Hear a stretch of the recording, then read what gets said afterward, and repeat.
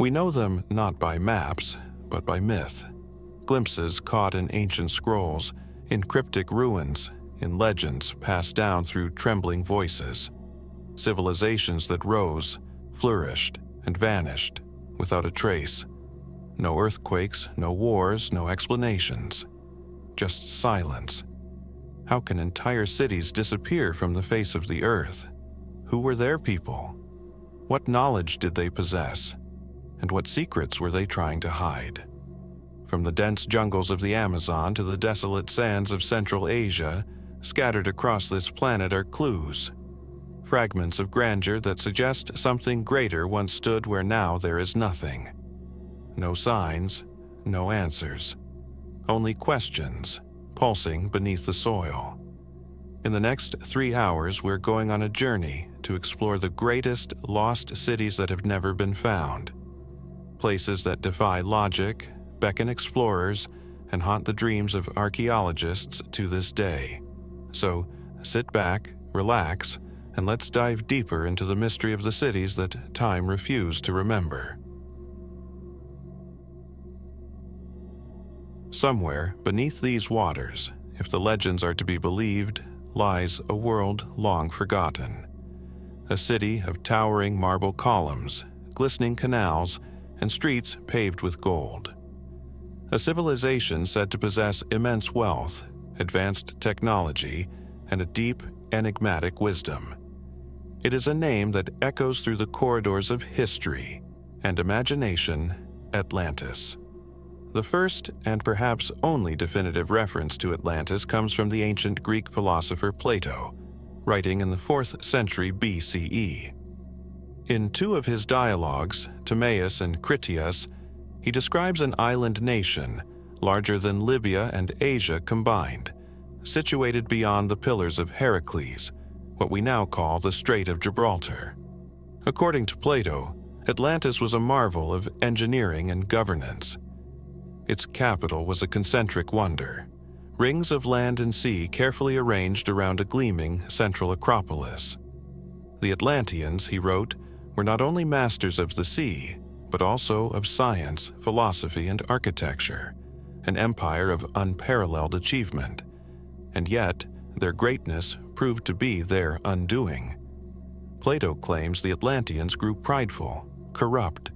Their moral compass, once guided by divine wisdom, faltered. In response, the gods unleashed a punishment both swift and final. In a single day and night of misfortune, the island of Atlantis disappeared beneath the sea, lost to time, lost to memory. But was it ever real? That is the question that has haunted scholars, explorers, and dreamers for over 2,000 years. Some maintain Plato's story was allegorical, a cautionary tale about the dangers of hubris, not a historical account. After all, Plato often used allegory to make philosophical points. Atlantis, in this view, is not a city at all, but a mirror held up to Athens, Plato's ideal society warning against decadence and moral decay. And yet, the details he offers are striking, measured, specific. He names kings, describes the layout of the city, its natural resources, even its laws and military campaigns. Why such precision if it were merely fiction? Historians have scoured Plato's writings, parsing every word. Some believe he may have been drawing on far older sources, perhaps stories passed down from Egyptian priests, whom the Greeks encountered during travels and trade. The idea that a great civilization once sank beneath the sea is not unique to Plato.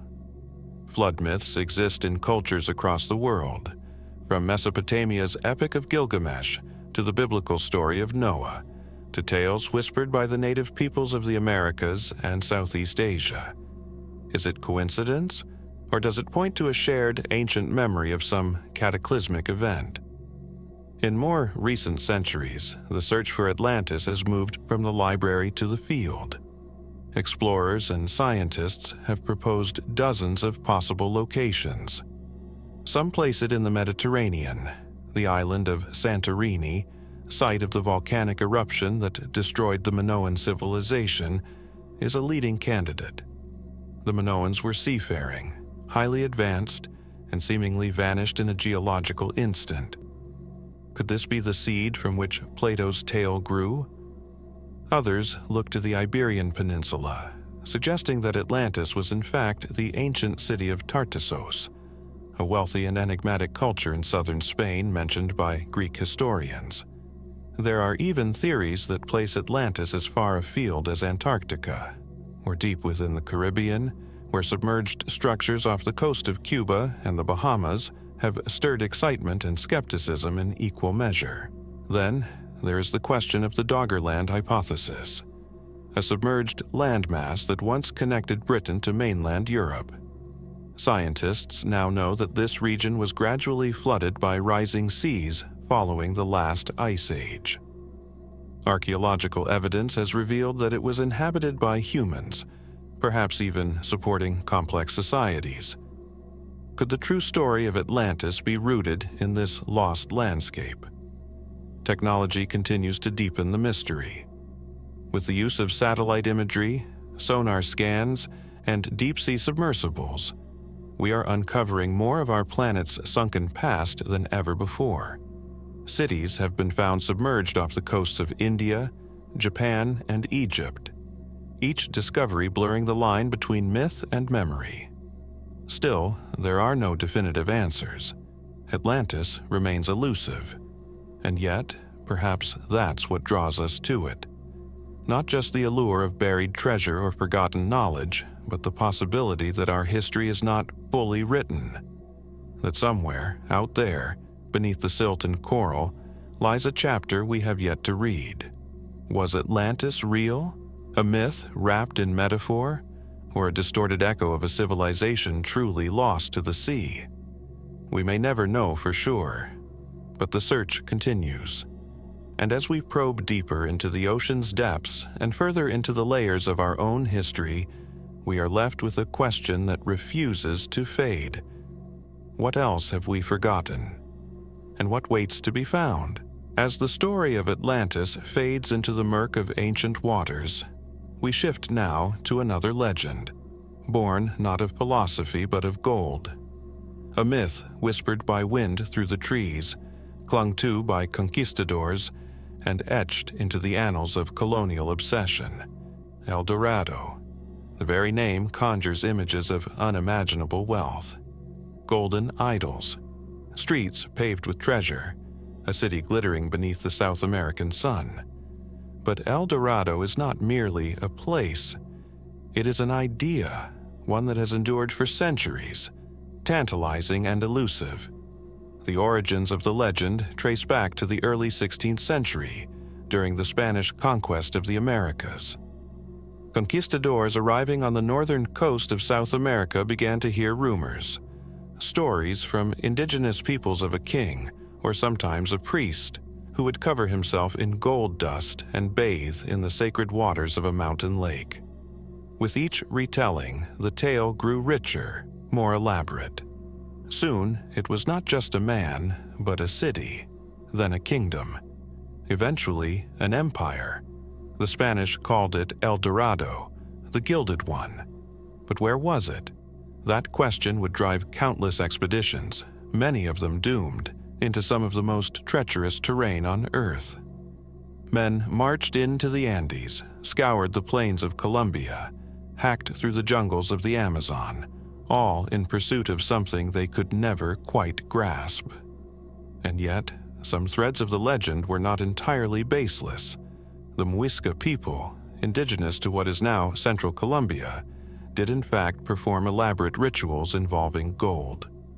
At Lake Guatavita, a sacred site high in the Andean mountains, their leader would reportedly cover himself in gold dust and offer treasures to the gods by casting them into the water.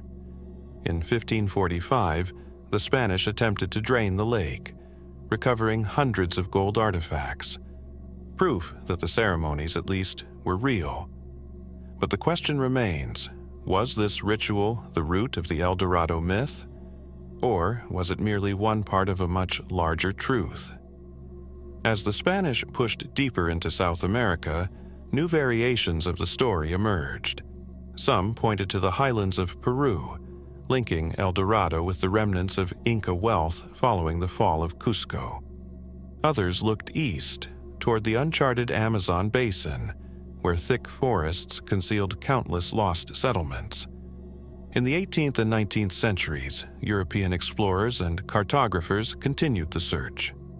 The Victorian era, with its fascination for the exotic and unknown, embraced El Dorado as both a romantic ideal and a real geographic target. It was during this period that the concept of El Dorado began to merge with the notion of a vast, lost civilization hidden deep within the jungle. Enter the Amazon, a place that, even today, resists full comprehension. The sheer scale of the rainforest is staggering, its biodiversity unparalleled, and its terrain unforgiving. For centuries, it was thought to be incapable of supporting large, complex societies. But recent discoveries are beginning to challenge that assumption. In the early 2000s, archaeologists began identifying large-scale earthworks and settlement patterns beneath the forest canopy.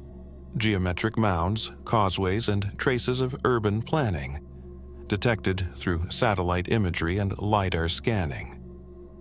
These findings suggest that the Amazon may have once hosted thriving cultures far more sophisticated than previously believed. Could El Dorado have been one of them?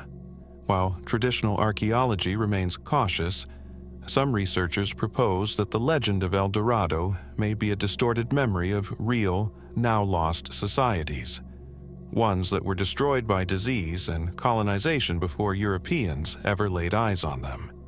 Entire populations vanished within decades of first contact, their cities overtaken by the jungle, their histories erased. And then there are the more speculative ideas. Some believe El Dorado was never a single city, but a composite myth, a symbolic treasure born from multiple sources: Muisca rituals, Inca wealth, Amazonian ruins, and European longing. Others suggest that the Spanish themselves, desperate for justification of their brutal campaigns, perpetuated the legend to maintain hope, morale, and funding. There are even fringe theories pointing to ancient maps, anomalous artifacts, and the controversial writings of early explorers who claimed to have seen glittering cities from afar. In 1595, Sir Walter Raleigh led an expedition in search of El Dorado, claiming he had been told of a city full of gold near the Orinoco River. He never found it, but his reports fueled the myth for generations. What if he wasn't entirely wrong? Even today, the jungle reveals new secrets. Entire networks of forgotten settlements have been uncovered in Bolivia and Brazil, some with roads, fortifications, and evidence of complex agriculture. These aren't the golden metropolises of legend, but they are cities, real ones, hidden, abandoned, and lost beneath the centuries of growth. So what then is El Dorado? A city? A ritual? A metaphor for the insatiable greed of empire? Or could it be something more? A convergence of truths and half-truths, woven into a story so compelling that it has outlived its own origins.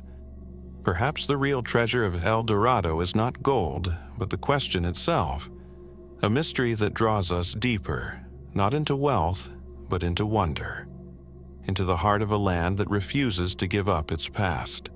The Amazon remains vast. Parts of it are still unexplored, still untouched by satellite or science. It is a place where rivers change course and ancient paths vanish beneath the vines. And so the question lingers: could El Dorado still be out there, waiting to be remembered, waiting to be found? As the echoes of El Dorado fade into the tangled vines of myth and memory, another name emerges, one not born from indigenous lore, but from the obsessions of a modern explorer. A man who believed that hidden deep within the Amazon, untouched by time and untouched by conquest, was a forgotten civilization. A city, ancient and advanced, waiting to be rediscovered. He called it Z. To most, it was little more than a letter. But to British explorer Percy Fawcett, it was the key to a world lost beneath the trees. The story of the lost city of Z begins in the early 20th century, at a time when the Amazon remained a vast, uncharted frontier. Fawcett, a seasoned surveyor and soldier, was already respected for his precision and daring, having mapped unexplored regions of South America for the Royal Geographical Society. But what set him apart was not his compass, it was his conviction. During an expedition in 1920, Fawcett came across a document he believed to be a revelation. Known as Manuscript 512, the account had been written nearly 2 centuries earlier by a Portuguese explorer who claimed to have encountered the ruins of a stone city in the Brazilian interior, complete with arches, wide streets, and inscriptions carved in an unknown script. The account was detailed, even architectural, and yet it had never been verified. Fawcett became convinced that this wasn't fantasy, it was history, forgotten and buried beneath centuries of jungle. He theorized that long before the arrival of Europeans, a sophisticated civilization had flourished in the Amazon. He named this city simply Z, and devoted the remainder of his life to finding it. But the jungle does not give up its truths easily. In 1925, Fawcett launched what would be his final expedition, accompanied only by his son Jack and a family friend. They ventured into the depths of the Brazilian jungle, carrying limited supplies but an unwavering belief in the journey ahead. Then they vanished. No confirmed trace of the party was ever found. Search efforts failed. Theories flourished. Some said they were killed by hostile tribes. Others believed they succumbed to disease, starvation, or the sheer madness of the wilderness. A few, intriguingly, claimed Fawcett had chosen to disappear, perhaps finding the very thing he sought and deciding to remain. But what of Z? For decades, it remained a symbol of obsessive pursuit, a dream born from fragments of parchment and the imagination of a man who walked into the unknown. Traditional scholarship dismissed the idea.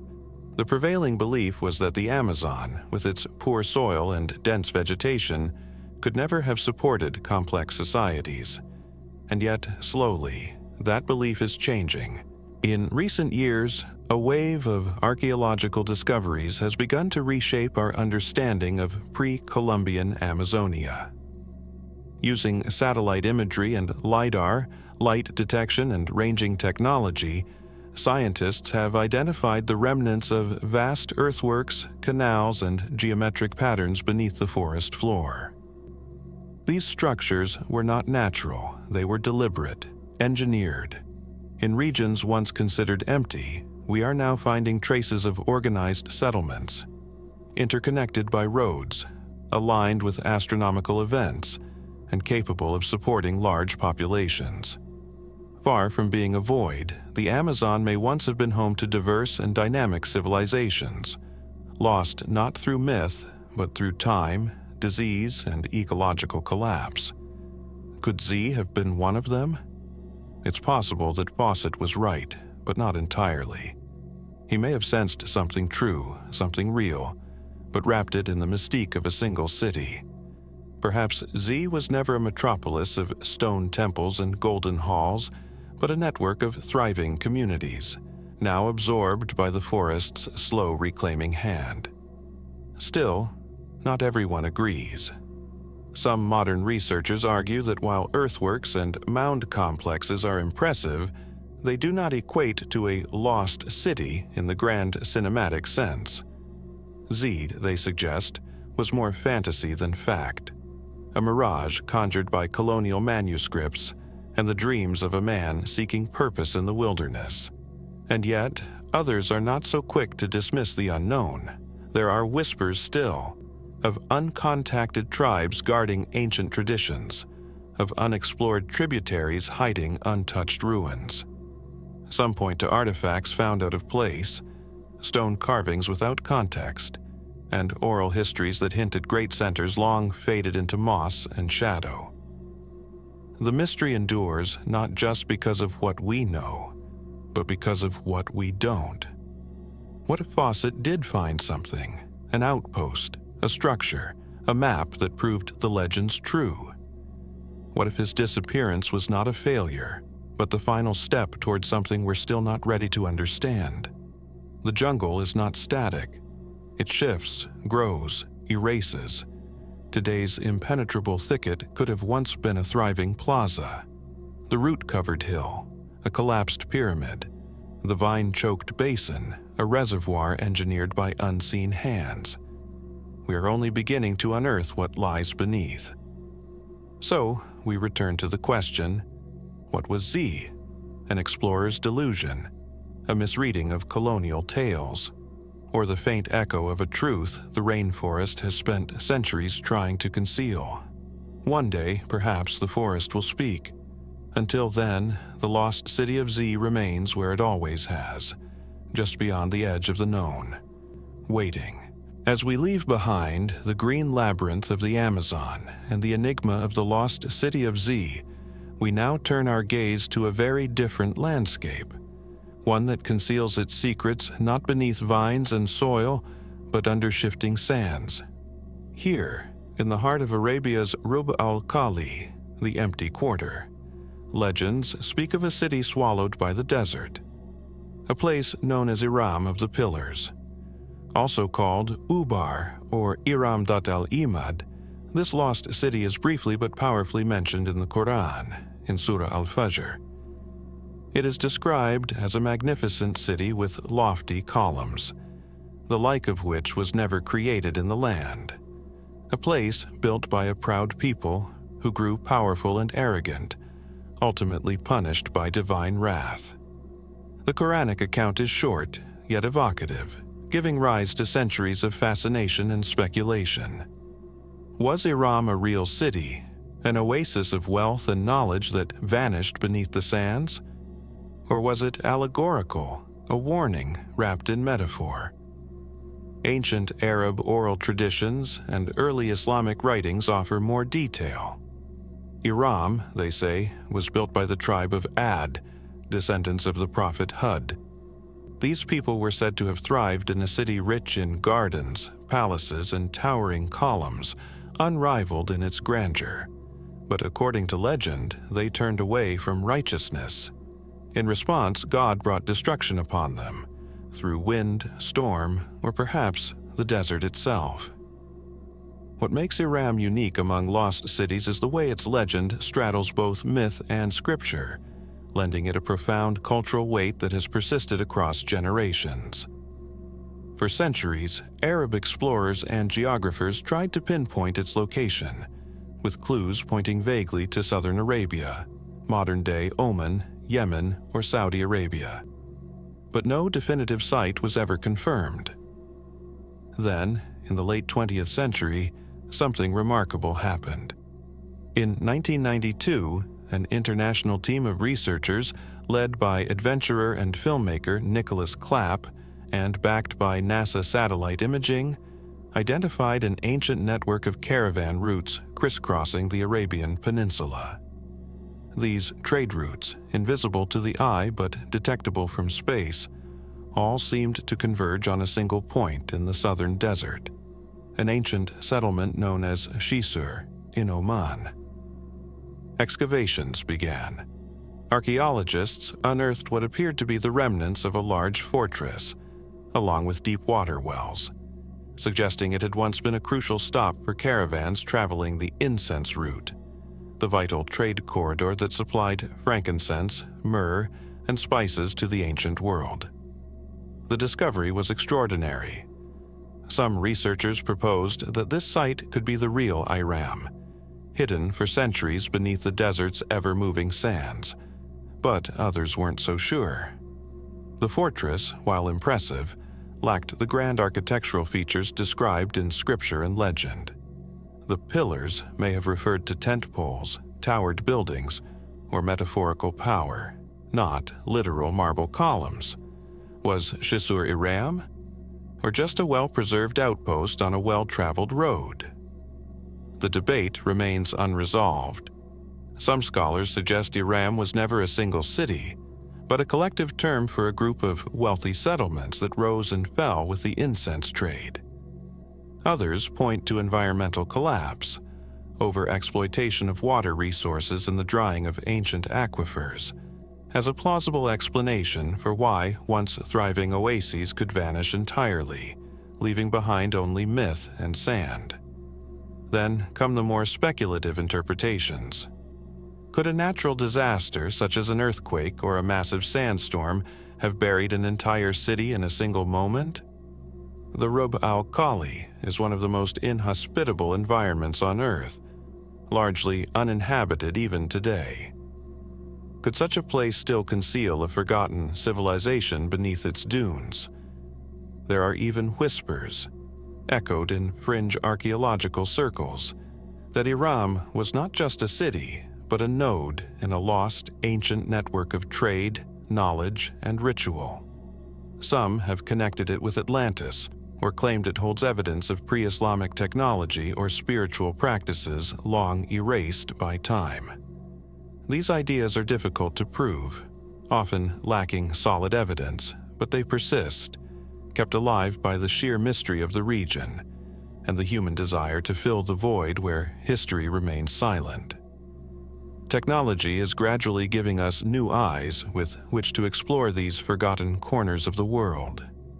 Remote sensing, ground-penetrating radar, and geospatial mapping are revealing buried roads, settlements, and water systems beneath the deserts of Arabia. Every discovery deepens the mystery rather than ending it. What exactly was IRAM? A city cursed by its pride, a vital trade hub lost to economic collapse, a poetic symbol of impermanence and divine justice, or something else, something we have yet to fully uncover. The sands of Arabia are ever shifting, but they are not empty. They carry memory and silence. In the ruins, the roots, the stories passed down in verse and song. And somewhere, perhaps just below the surface, lies the truth of IRAM, waiting for the wind to shift, waiting to be found. From the tangled canopy of Honduras and the mystery of the city of the monkey god, we now journey to the Arabian Peninsula, to one of the most inhospitable and enigmatic places on Earth. Here, in the vast silence of the desert, legend speaks of a city that once stood at the heart of a powerful kingdom, a place of immense wealth, trade, and arrogance, a city cursed by the heavens and consumed by the earth. It is known as UBAR. To some, it is IRAM of the Pillars. To others, the Atlantis of the Sands. The story of UBAR has roots in both mythology and scripture. In the Quran, the people of Ad are said to have inhabited a grand city with towering columns, a city unequaled in the land, but they grew prideful and turned away from righteousness. As a result, God sent a punishing wind that annihilated them, wiping their civilization from the face of the earth. The description is brief, yet the image it paints is enduring. A place of architectural marvels, of spiritual fall, and of sudden divine destruction. It is a story passed down for centuries, a cautionary tale woven into the oral traditions of the Arabian desert. But was UBAR a real city? If so, where did it go? Throughout the medieval Islamic period, geographers and historians wrote of a city by that name, or by other similar names, located somewhere in southern Arabia. It was said to be fabulously wealthy, controlling the trade of frankincense, a substance more valuable than gold in the ancient world.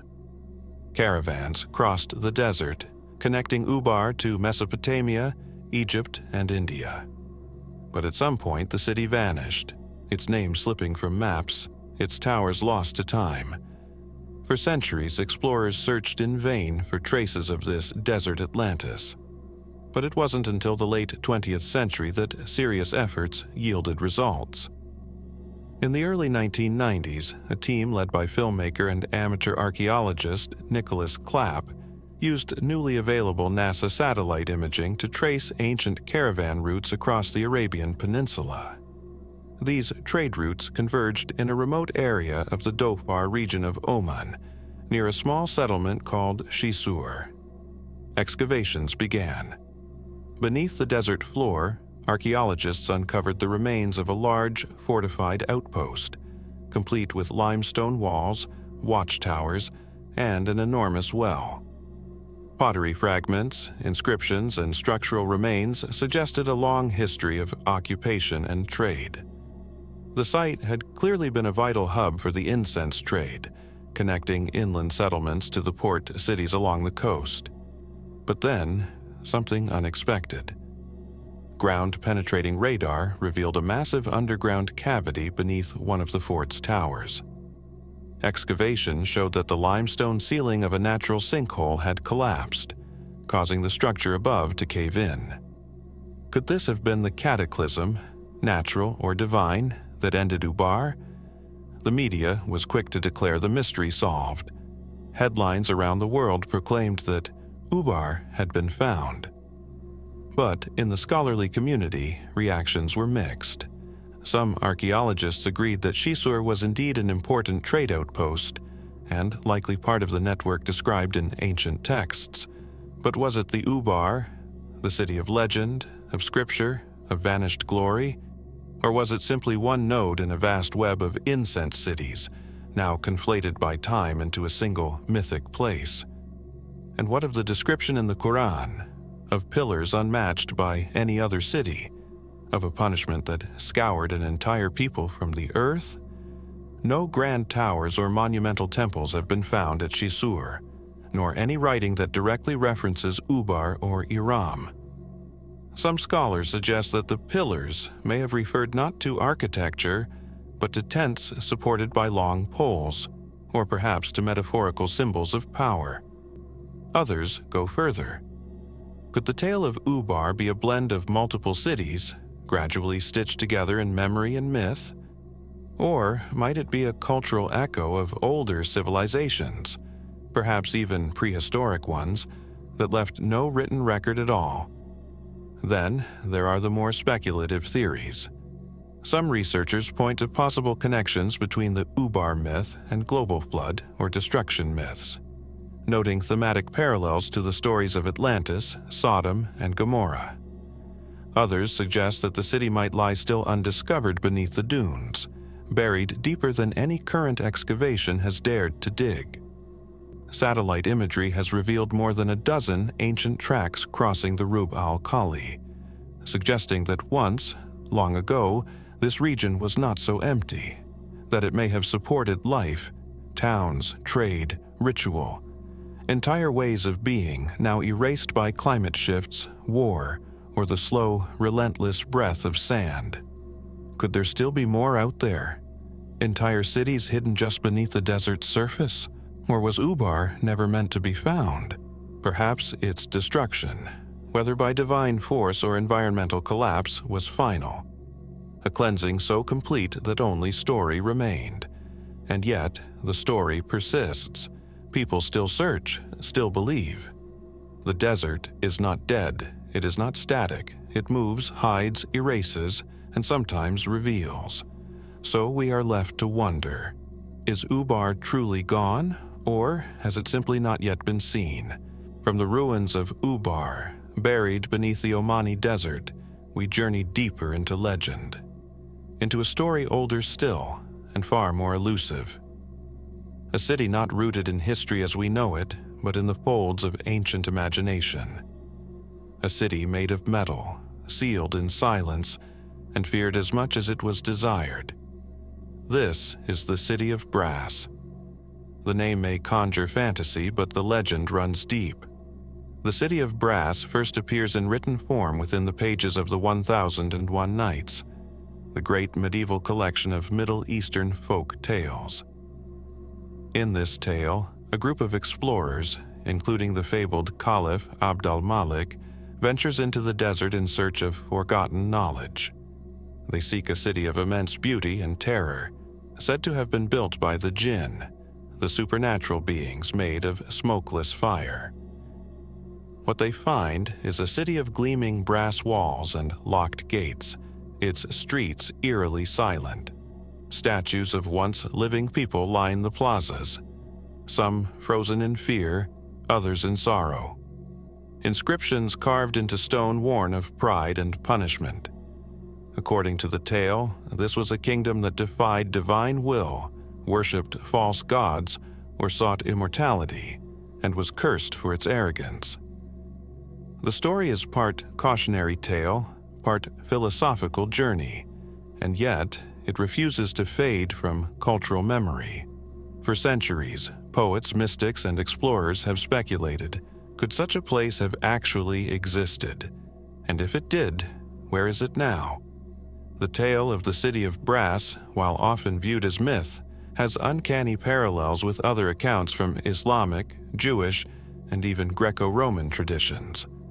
Accounts of cities lost in the desert, punished by divine decree, or overwhelmed by unnatural catastrophe. In some versions, the city lies in the western edge of the world, beyond the setting sun. In others, it is buried in the Sahara, hidden from view by spells or shifting sands. Historians have long debated whether the story was inspired by real cities whose ruins survived into the Islamic Golden Age. Could it be a memory of a Roman or Phoenician outpost, later reimagined through the lens of folklore? Some researchers have proposed ancient cities such as Sijil Mesa in Morocco or Qaryat al-Faw in Saudi Arabia as possible inspirations. Trading hubs that grew rich and powerful, then mysteriously declined. But none of these quite match the strangeness described in the original tale. Unlike more grounded lost cities, the City of Brass is wrapped in supernatural imagery. The walls are not stone, but shining metal. The gates are sealed with magic. The inhabitants, in some versions, are long dead or petrified by divine wrath. These elements push the legend beyond the realm of archaeology and into the domain of metaphysical allegory. And yet, not all who seek the city are chasing metaphor. In the early 20th century, European explorers in North Africa began reporting local legends eerily similar to the City of Brass. Tales of cities that shimmer in the distance and vanish upon approach. Of ancient stone structures half swallowed by the dunes, carved with indecipherable symbols. Of cursed places avoided by Bedouins, where strange winds howl and compasses spin. Could these be remnants of lost civilizations? Or are they merely mirages, born of heat and isolation?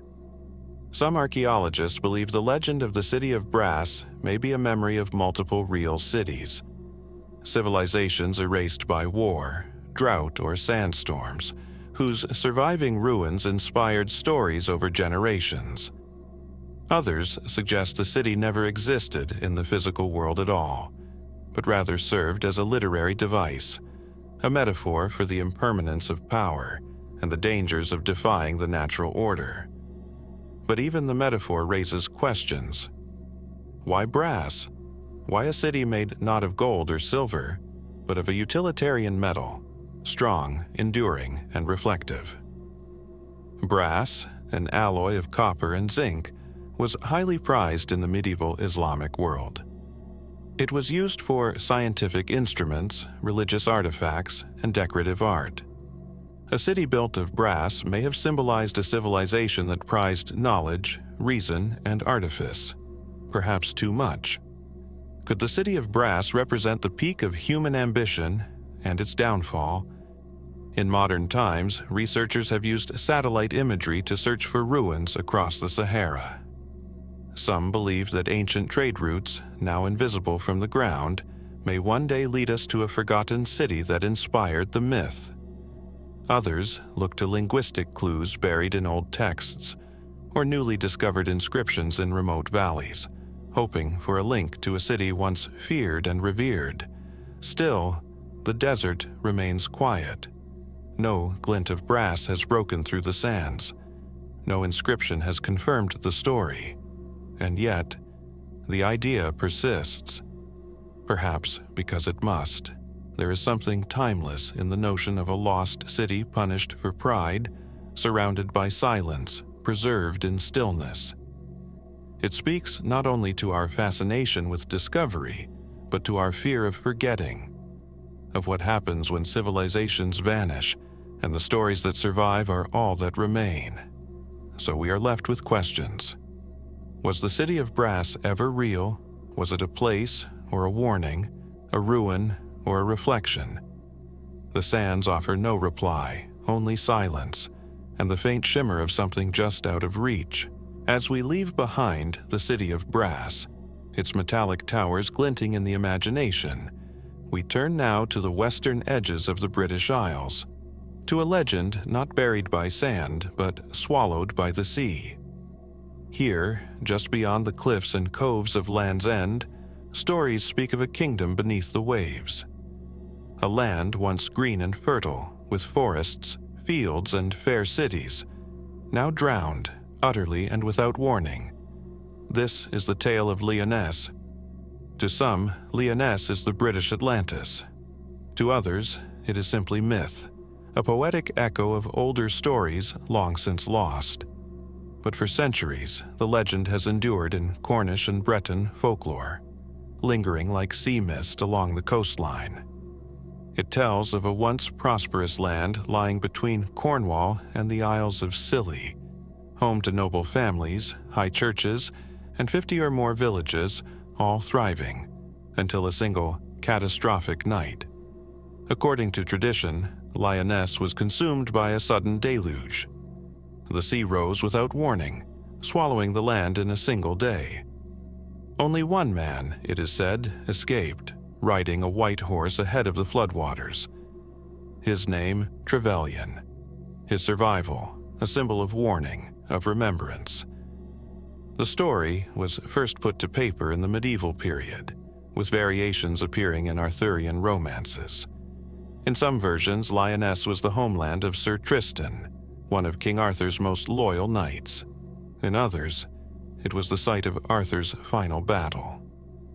The association with Camelot-era Britain lends the tale a mythic weight, tied not just to geography, but to the deep currents of cultural identity. But was Lyonesse ever real? The question has fascinated scholars, poets, and scientists alike. Geologically, the idea isn't entirely implausible. The Isles of Scilly, off Cornwall's southwestern tip, are scattered fragments of land, barely rising above sea level. Today, they number more than 100 small islands and rocks, but during the last ice age, they were part of a single, larger landmass. As the glaciers melted and sea levels rose, much of this land slowly disappeared beneath the waves. Even now, at low tide, you can see submerged causeways and ancient stone walls between the islands, evidence of past human habitation in places now underwater. Could this have been Lyonesse? In 1750, the Reverend William Borlase, a respected Cornish antiquarian, documented submerged forest remains near Mounts Bay, stretches of preserved tree trunks and peat beds that only appear at the lowest tides. These so-called drowned forests offer a tantalizing glimpse into a time when the coastline extended much farther out, before the sea claimed it back. Further evidence appears in fishermen's tales. For generations, local mariners have told of hearing church bells beneath the sea, or snagging their nets on stone walls and foundations, ruins of a world below. Some even claim to glimpse ghostly towers beneath the water on clear days, though such sightings are likely the result of light refraction and natural illusion. Still, the consistency of these stories is difficult to ignore. In recent years, marine archaeologists and geologists have studied the region using sonar imaging and sediment analysis. These studies confirm that large-scale coastal erosion and submersion did take place here, though not in a single night. Rather, over centuries. The gradual rise in sea level, driven by post-glacial melting, would have turned pastures into marshland and marshland into sea. But that presents a problem. The tale of Lyonesse describes a sudden flood, not a slow retreat. So, where does that part of the legend come from? Some historians believe the myth may have been shaped by real disasters elsewhere. The destruction of Dunwich in Suffolk, for example, a thriving medieval port town swallowed by the North Sea during fierce storms in the 13th and 14th centuries. Or perhaps the massive flooding of the English Channel around 8,000 years ago, which cut Britain off from continental Europe, an event remembered in oral traditions passed down through millennia. Others turn to mythological patterns for clues. Drowned lands appear in countless cultures: Atlantis, Cantre'r Gwaelod in Wales, Waes in Brittany. These stories often share striking similarities: hubris, divine punishment, sudden cataclysm, and the loss of a once great civilization. They speak not only to fear of the sea, but to deeper human anxieties: the fragility of progress, the price of pride, and the permanence of loss. Could Lyonesse be part of that universal narrative? Or could it be a localized memory of an actual place, slowly forgotten, then reimagined through generations? There are even more speculative ideas. Some fringe researchers propose that Lyonesse was not a single island, but a symbolic name for the larger Celtic memory of lost lands following the retreat of the Ice Age. Others suggest seismic activity or undersea landslides could have caused rapid flooding events. Miniature versions of the biblical deluge, preserved in folklore long after the science behind them was lost. But perhaps the real mystery is how such a story has endured so vividly. Even now, centuries later, the people of Cornwall speak of Lyonesse with a quiet reverence. It's more than legend, it's identity. A whisper from the deep, a presence just beyond the horizon. And as we look out over the Atlantic, the sea remains silent. But the question lingers: was Lyonesse a real place, lost to time and tide? Or is it something else entirely? An echo, a warning, a dream still waiting to be understood? From the ghostly echoes of Lyonesse, lost beneath the Cornish waves, we travel northwest, farther into the mists of time and memory, to a place even more elusive, a land that has haunted mariners' charts and imaginations for centuries. It is called HY-BRASIL.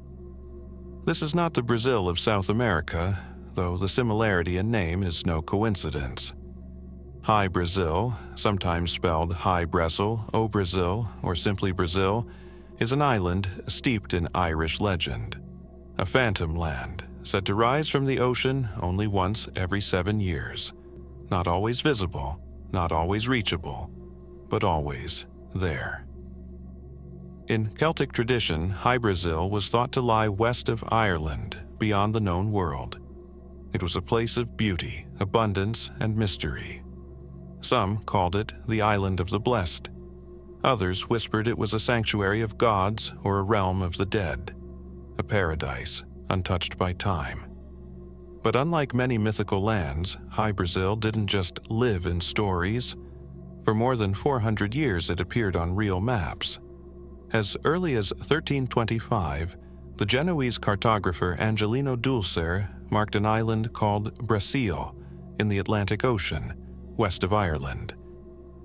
In the centuries that followed, it showed up again and again, on maps from Italy, France, and Spain, sometimes circular in shape, often depicted with a river or strait dividing it neatly in two, always in roughly the same place, southwest of Ireland, drifting somewhere in the North Atlantic fog. What inspired such confident mapping of a land no one could quite confirm? One possibility is misidentification. Sailors spotting the coastlines of real islands, such as Rockall or the Faroe Islands, and mistaking them for a hidden realm. Another theory suggests optical illusions. Under rare atmospheric conditions, distant landmasses can appear much closer and clearer than they actually are. a phenomenon known as Fata Morgana. Mirage turned myth. But the story doesn't end there. In 1497, the Italian navigator John Cabot set sail from England to explore the western Atlantic. Among his crew were men reportedly inspired by HY-BRASIL, hoping to find not just new land, but that land.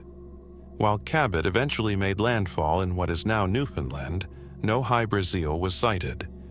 Still, the legend persisted. Even more curious are the accounts of those who claimed to have actually visited the island.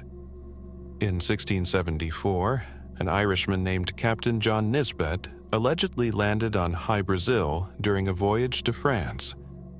According to later reports, he and his crew found a lush, inhabited land with large black rapids, and a mysterious elder who bestowed them with gold and knowledge.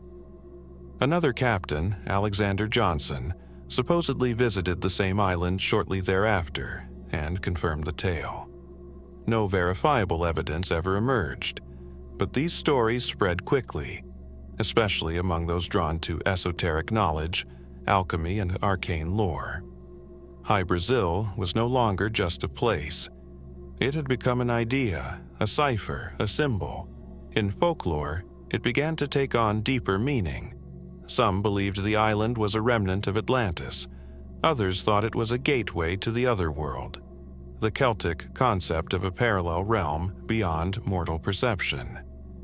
The idea that HY-BRASIL could only be seen at certain times, or by certain people, only deepened the mystery.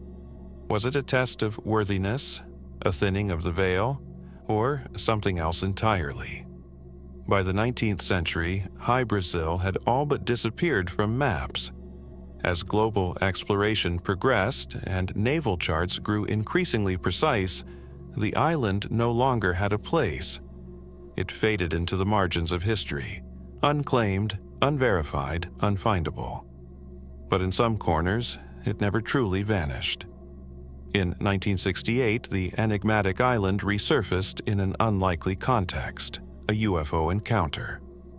During the famous Rendlesham Forest incident in England, U.S. Air Force Sergeant Jim Penniston claimed to have received a string of binary code after touching a landed craft. Decades later, that binary sequence was allegedly translated, and among the coordinates it listed was the traditional location of HY-BRASIL. For many, this was coincidence.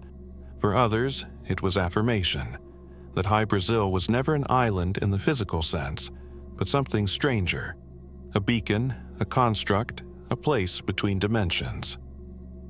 Fringe theories have proposed that HY-BRASIL is a holographic projection, or a base of ancient advanced beings, or even a time-locked island existing in another layer of reality. These ideas stretch beyond science, often into the speculative and metaphysical. But the heart of the mystery remains grounded in something deeply human. Why do we insist that such a place existed? Why do legends like HY-BRASIL appear across so many cultures with such striking similarities? Perhaps it is memory, a faint echo of real land, long lost to the sea. Perhaps it is longing for a sanctuary beyond the horizon, a final unspoiled place untouched by the known world. Or perhaps, in some mysterious way, we are drawn to these stories because they remind us that not all has been discovered, that there are still things, places, ideas, truths that remain just beyond reach. So we stand at the shoreline, watching the mist, and we wonder, does HY-BRASIL still rise, somewhere out there, once every 7 years? Or has it simply chosen to be seen only by those who still believe in what lies beyond the map? This is the domain of Shambhala, the mythical kingdom said to exist beyond the borders of the known world, in the heart of the Himalayan mountain range. A land untouched by time, a sanctuary for those who seek enlightenment, and a place where wisdom, peace, and power converge. Shambhala, unlike other lost cities of legend, is not a physical location easily pinpointed on a map. Instead, it exists in the minds of those who seek it, in the hearts of those who believe in its existence. It is a land not just lost in space but also in time, a kingdom of secrets concealed from the ordinary world and accessible only to those worthy enough to find it. The origins of Shambhala can be traced to ancient Buddhist and Hindu traditions, where it is described as a sacred land of spiritual awakening. In Tibetan Buddhist texts, Shambhala is a land where peace reigns, a hidden kingdom where only those with pure hearts and minds can enter. It is often depicted as a utopia, a place where inhabitants live in harmony with the universe, free from suffering and conflict. But the descriptions of Shambhala vary widely. Some say it is a paradise on earth, where people live for hundreds of years, untouched by the decay of time. Others believe it is a realm of higher consciousness, a place where physical form is transcended and enlightenment is achieved in its fullest expression. Still, others suggest that it is not a place at all, but a state of mind, a spiritual realm that one must reach through meditation and inner transformation. The allure of Shambhala has captivated explorers, mystics, and scholars for centuries. One of the earliest references to the kingdom comes from the Kalachakra Tantra, an ancient Buddhist text that describes Shambhala as the heart of the world, a place that will emerge when the time is right to guide humanity toward a new era of peace and spiritual awakening.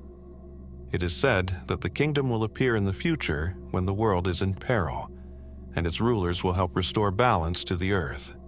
For many, the search for Shambhala has been more than a quest for geographical discovery. It has become a spiritual journey. Legendary explorers like Alexandre David-Néel, a French scholar and spiritual seeker, embarked on arduous journeys through Tibet in the early 20th century, believing that Shambhala might lie hidden in the remote mountains. David-Néel, who was deeply immersed in Tibetan Buddhist teachings, spent years traveling through the region, visiting monasteries and meeting lamas in search of clues. Though she never found the physical Shambhala, her writings left behind vivid descriptions of the spiritual landscape she encountered. Other adventurers, too, have been drawn to the myth of Shambhala. Some claim that they've stumbled upon its gates, but never in a tangible, earthly sense. Instead, they speak of encounters with strange phenomena, mystical experiences, and fleeting glimpses of a land that exists just beyond the veil of perception. There are accounts of travelers who report feeling an overwhelming sense of peace and clarity while lost in the mountains, as if they had brushed against something ancient and profound. Yet, for all the stories, no definitive evidence of Shambhala's existence has ever emerged. There are those who argue that the legend is simply an allegory, a metaphor for the journey towards spiritual enlightenment. In this interpretation, Shambhala represents the ideal state of mind that one can achieve through meditation, self-discipline, and inner peace, a place not found in the physical world, but within the depths of the human spirit. Others point to the possibility that Shambhala could have been a real, historical kingdom that once existed in the mountains, a place known to ancient civilizations but lost to time and natural forces. Some even suggest that it might have been an advanced civilization, with knowledge and technologies far beyond our own, perhaps even a precursor to the Tibetan Buddhist traditions that later emerged in the region. Could it have been a forgotten city that was abandoned, destroyed, or simply hidden away to protect its wisdom? The geographic location of Shambhala is a matter of much debate. The most common belief is that it lies somewhere in the Himalayan mountain range, though the exact coordinates remain elusive. Some claim it is in Tibet, while others suggest that it could be found in the borderlands between India, Nepal, and Bhutan, in the high-altitude valleys and hidden passes. Still, others believe that the kingdom lies not in the physical world, but in a parallel dimension that can only be accessed through altered states of consciousness or mystical practices. Over time, as the story of Shambhala spread, It absorbed various influences and interpretations. In Hinduism, the concept of Shambhala is closely linked to the idea of Kailasa, the sacred mountain of Lord Shiva, which itself is believed to be a place of spiritual enlightenment and transcendence. Both traditions share the belief that such places of sacred power are hidden from ordinary view, accessible only to those who have transcended the material world. And yet, the question persists, is Shambhala real? Or is it an idealized vision of a perfect world that can never truly exist? Some say it is both, a place of both physical and spiritual dimensions, a hidden realm that can only be reached by those who are able to see beyond the material veil of existence. Others suggest that the search for Shambhala itself is the real journey, the path to discovering a deeper understanding of the self. The search for Shambhala continues to this day, as explorers, spiritual seekers, and scholars still seek to uncover its secrets. But the true nature of the kingdom remains elusive. As the more one seeks, the more it seems to recede into the distance, like a mirage in the high desert. Perhaps, in the end, Shambhala is not a place that can be found through maps, instruments, or even the physical journey itself. Perhaps it is a destination of the heart, a place where the boundaries between the physical and the spiritual blur, where the quest for peace and enlightenment leads not outward, but inward. Avalon, a name that stirs the imagination like few others, a place of refuge, of healing, and of prophecy, a land where kings are reborn, where warriors rest, and where the greatest of legends converge. But despite its profound presence in myth and history, Avalon remains as elusive as the mist that shrouds its shores. It is a land lost to time, its exact location the subject of endless speculation. The story of Avalon begins in the ancient mythos of the Celts, where it was first introduced as a mythical island that lay beyond the veil of the mortal world. Its name, meaning the Island of Apples in Old Welsh, suggests a place of abundance and eternal life, where trees laden with magical fruit offer immortality to those who are fortunate enough to taste them. Avalon was, in its most basic form, a paradise, a utopian sanctuary that offered refuge from the struggles of the mortal realm. One of the most famous associations of Avalon is its role in the Arthurian legend. It is here, according to some versions of the myth, that the legendary King Arthur was taken after his final battle at Camlan. Severely wounded, Arthur was carried to Avalon, where the Lady of the Lake and her mystical attendants tended to him. Some say Avalon is where Arthur remains, waiting, as the prophecy tells, to return in Britain's greatest hour of need. The enduring power of Avalon lies not only in its connection to Arthur, but also in the idea that it is a place outside of time, a realm where the past and future are not bound by the limitations of our world. The concept of a timeless Avalon is one that appeals to many, suggesting that the island exists in some form beyond the constraints of physical geography. And yet, it is precisely this elusive quality, this shifting boundary between reality and myth, that has sparked centuries of speculation about Avalon's true nature. For much of its history, Avalon was believed to be a real, physical place. The search for it was a pursuit shared by many, from monks to explorers, all eager to uncover the lost island. Some have suggested that Avalon may be located in the British Isles, perhaps in the far western reaches of Cornwall, where the land meets the sea with an almost mystical quality. The Isles of Scilly, a small archipelago off the coast of Cornwall, have long been linked with Avalon. In fact, it is said that Avalon's name may be derived from the word AVALON, meaning apple in the ancient Cornish language, which points to a possible connection to these islands. Another prominent contender for the location of Avalon is Glastonbury, an ancient town in Somerset, England, which has long been tied to Arthurian legend. According to some accounts, Glastonbury Tor, The hill that rises steeply above the surrounding landscape was once the site of Avalon, and the nearby Glastonbury Abbey was believed to be the burial place of King Arthur himself. In the 12th century, the monks of Glastonbury claimed to have discovered the graves of Arthur and Guinevere near the abbey, lending credence to the belief that Avalon was a place steeped in both legend and history. Archaeological excavations in the area have yielded intriguing findings, including evidence of ancient religious sites, but the mystery of Avalon's true location remains unresolved.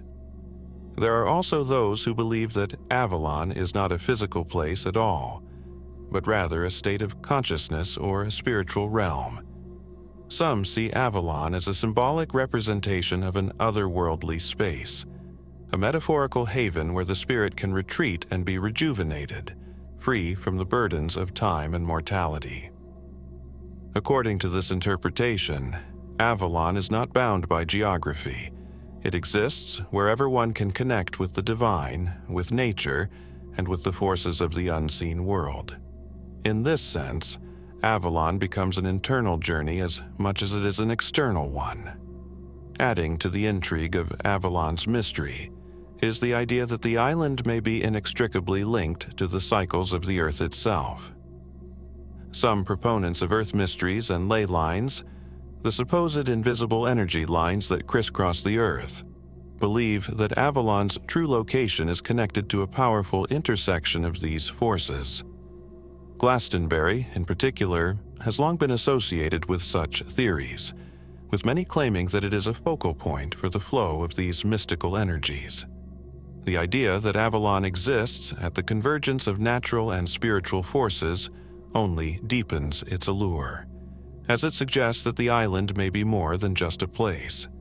It may be an energetic center, a place where the boundaries between worlds are thinner than in other locations. Another fascinating aspect of Avalon's legend is its connection to the goddess figures of Celtic mythology. The island is often depicted as a place of feminine power, with strong associations to the divine feminine, fertility, and healing. In many versions of the myth, it is the Lady of the Lake, a mystical, powerful figure in Arthurian lore who presides over Avalon, giving the island its association with wisdom, renewal, and rebirth. This connection to the feminine divine further elevates Avalon beyond the realm of mere geography and into the realm of metaphysical and spiritual significance. As time has passed and the pursuit of Avalon has shifted from physical exploration to metaphysical discovery, the island's mystery has only deepened. Even as modern technology and scientific understanding advance, the question of Avalon's true nature remains unanswered. Is it a real place, hidden in the fog of time, waiting to be found? Is it a metaphor for the potential of human transcendence? Or is it a land suspended between the realms of myth and reality, an eternal enigma, existing only in the stories we tell and the dreams we dare to chase? One thing is certain: the mystery of Avalon will not fade with time. Like the mist that rises from its shores, it remains just out of reach, casting its enigmatic shadow over the minds of those who believe and those who search. CIBOLA.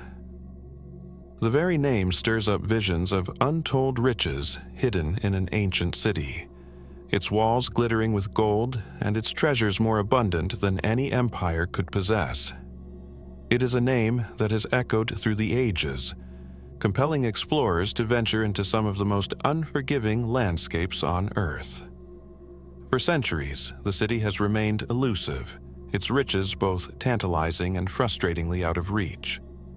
The search for CIBOLA, often referred to as one of the 7 cities of gold, has become a legend in itself.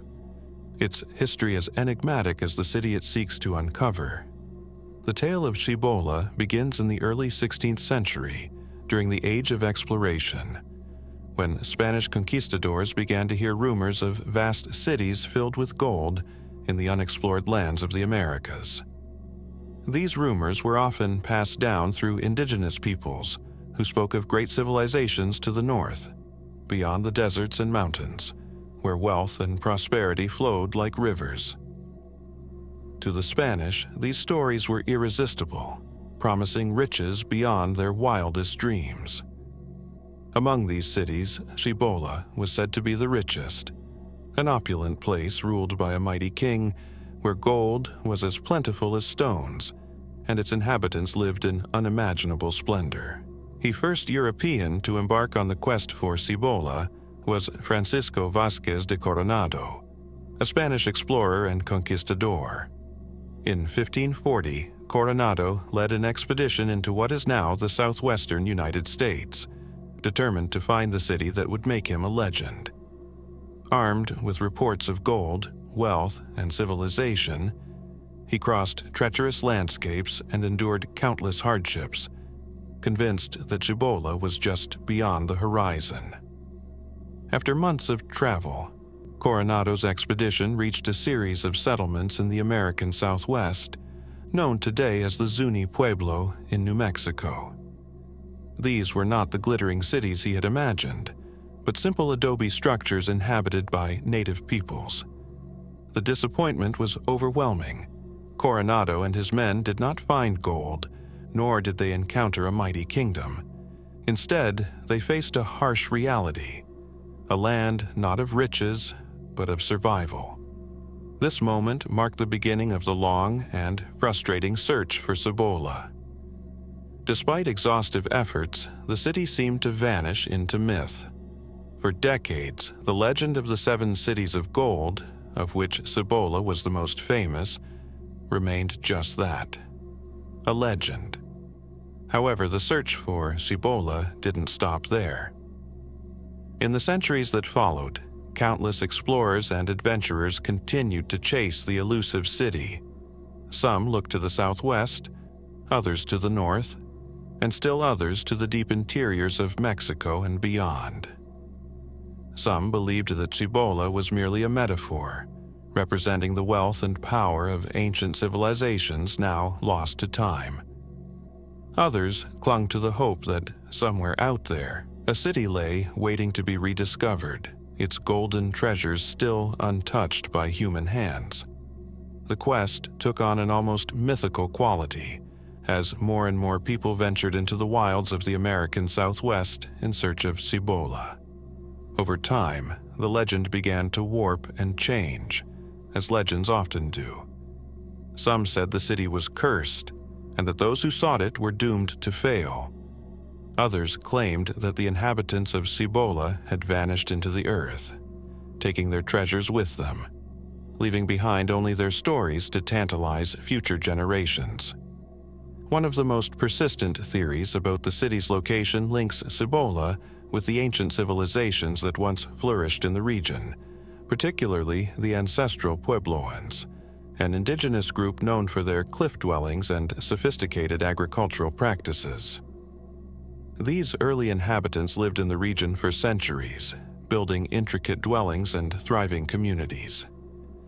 But by the time Coronado arrived, they had largely disappeared, leaving only traces of their civilization in the form of ruins, pottery shards, and the mysterious cliffside dwellings that remain today.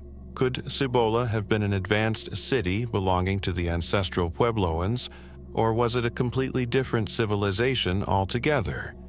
Some archaeologists speculate that Cibola might have been one of the great pueblos, perhaps a larger settlement that was lost to time due to factors like climate change, drought, or warfare. The region's harsh environment, ranging from blistering deserts to freezing highlands, would have made survival difficult, and some believe that these cities may have been abandoned long ago, leaving no trace of their once glorious existence. Other theories suggest that Cibola was never a physical city at all, but rather a symbolic representation of a long-lost paradise, a place of eternal wealth and beauty, existing only in the collective imagination. Some point to the religious significance of gold in the cultures of the time, suggesting that Cibola might have been an idealized vision of a sacred land rather than a tangible location. Yet another theory proposes that Cibola could have been located deep within the heart of the Grand Canyon, an area that has long been shrouded in mystery and intrigue. In fact, several expeditions have attempted to trace the city's possible location to the canyon's remote, hidden corners. Some claim that an ancient, advanced civilization once thrived within the canyon's walls, leaving behind intricate structures and artifacts that remain undiscovered, perhaps still waiting to be found. Despite the many theories and attempts to uncover the truth about Cibola, the city's location remains a mystery. With every new discovery, questions are raised, but answers remain elusive. Could Cibola have been a real city, full of riches and splendor, or was it simply the creation of myth, designed to inspire hope and drive the spirit of exploration? The legend of Cibola continues to captivate the imagination, driving explorers and historians alike to search for the truth. And yet, despite the centuries of search and discovery, the city, if it ever existed at all, remains hidden just beyond reach. What remains of Cibola? Is it a city waiting to be unearthed, or is it a symbol of something deeper, a desire for discovery and understanding that transcends gold and riches? Thule. The name echoes in the oldest records of European exploration, a place spoken of with reverence and mystery. Descriptions of Thule have persisted for over 2,000 years, stretching back to ancient Greece, where it was known as the northernmost territory, a land beyond the known world, shrouded in ice and darkness. For the Greeks, it was the edge of the earth, a place where no one dared to venture. But its allure grew over the centuries, and for explorers throughout history, Thule became a symbol of the ultimate frontier. In the 4th century BCE, the Greek explorer Pytheas embarked on an ambitious voyage from the Mediterranean to the northern seas. He is often credited with being the first to record the existence of Thule, though his writings are scarce and fragmented. What we know of his journey comes primarily from later sources, but his accounts painted a vivid picture of a land far to the north, beyond the reach of normal civilization. Pytheas described Thule as a place where the sun did not set for a prolonged period in the summer, a land of perpetual daylight. This description led many to believe that Thule was located in the far northern reaches of Europe, possibly in Scandinavia, Iceland, or even Greenland. But what was Thule, really? Was it an actual place that existed, as Pytheas described, or was it a metaphor for the unknown, a creation of imagination shaped by the mysteries of the North? Over the centuries, this question has been debated by historians, geographers, and archaeologists, all of whom have offered their own interpretations. Some argue that Thule was an early version of Iceland, with its midnight sun and cold, remote landscapes. Others suggest it may have been located further north, in Greenland, or even in the Arctic itself. What we do know for certain is that Thule was not the last place to be associated with extreme northern exploration. The Romans, too, were intrigued by this northern land, though their knowledge was even more limited. They believed Thule to be the northernmost part of the earth, beyond which lay only the unknown. The concept of Thule persisted throughout the medieval period and into the Renaissance, often cited as a place where the land, sea, and sky met in a kind of icy paradise. It became symbolic of the furthest reaches of human exploration, a place beyond the known world, and yet its precise location continued to elude explorers.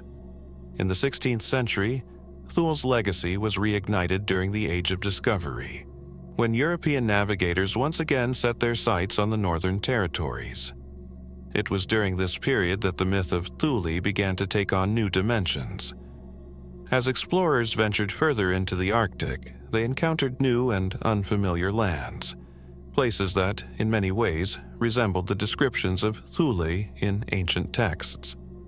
One of the most prominent figures in this renewed search for Thule was the English explorer Martin Waldseemüller, who published maps in the early 1500s that depicted a northern land, which some believed could be Thule.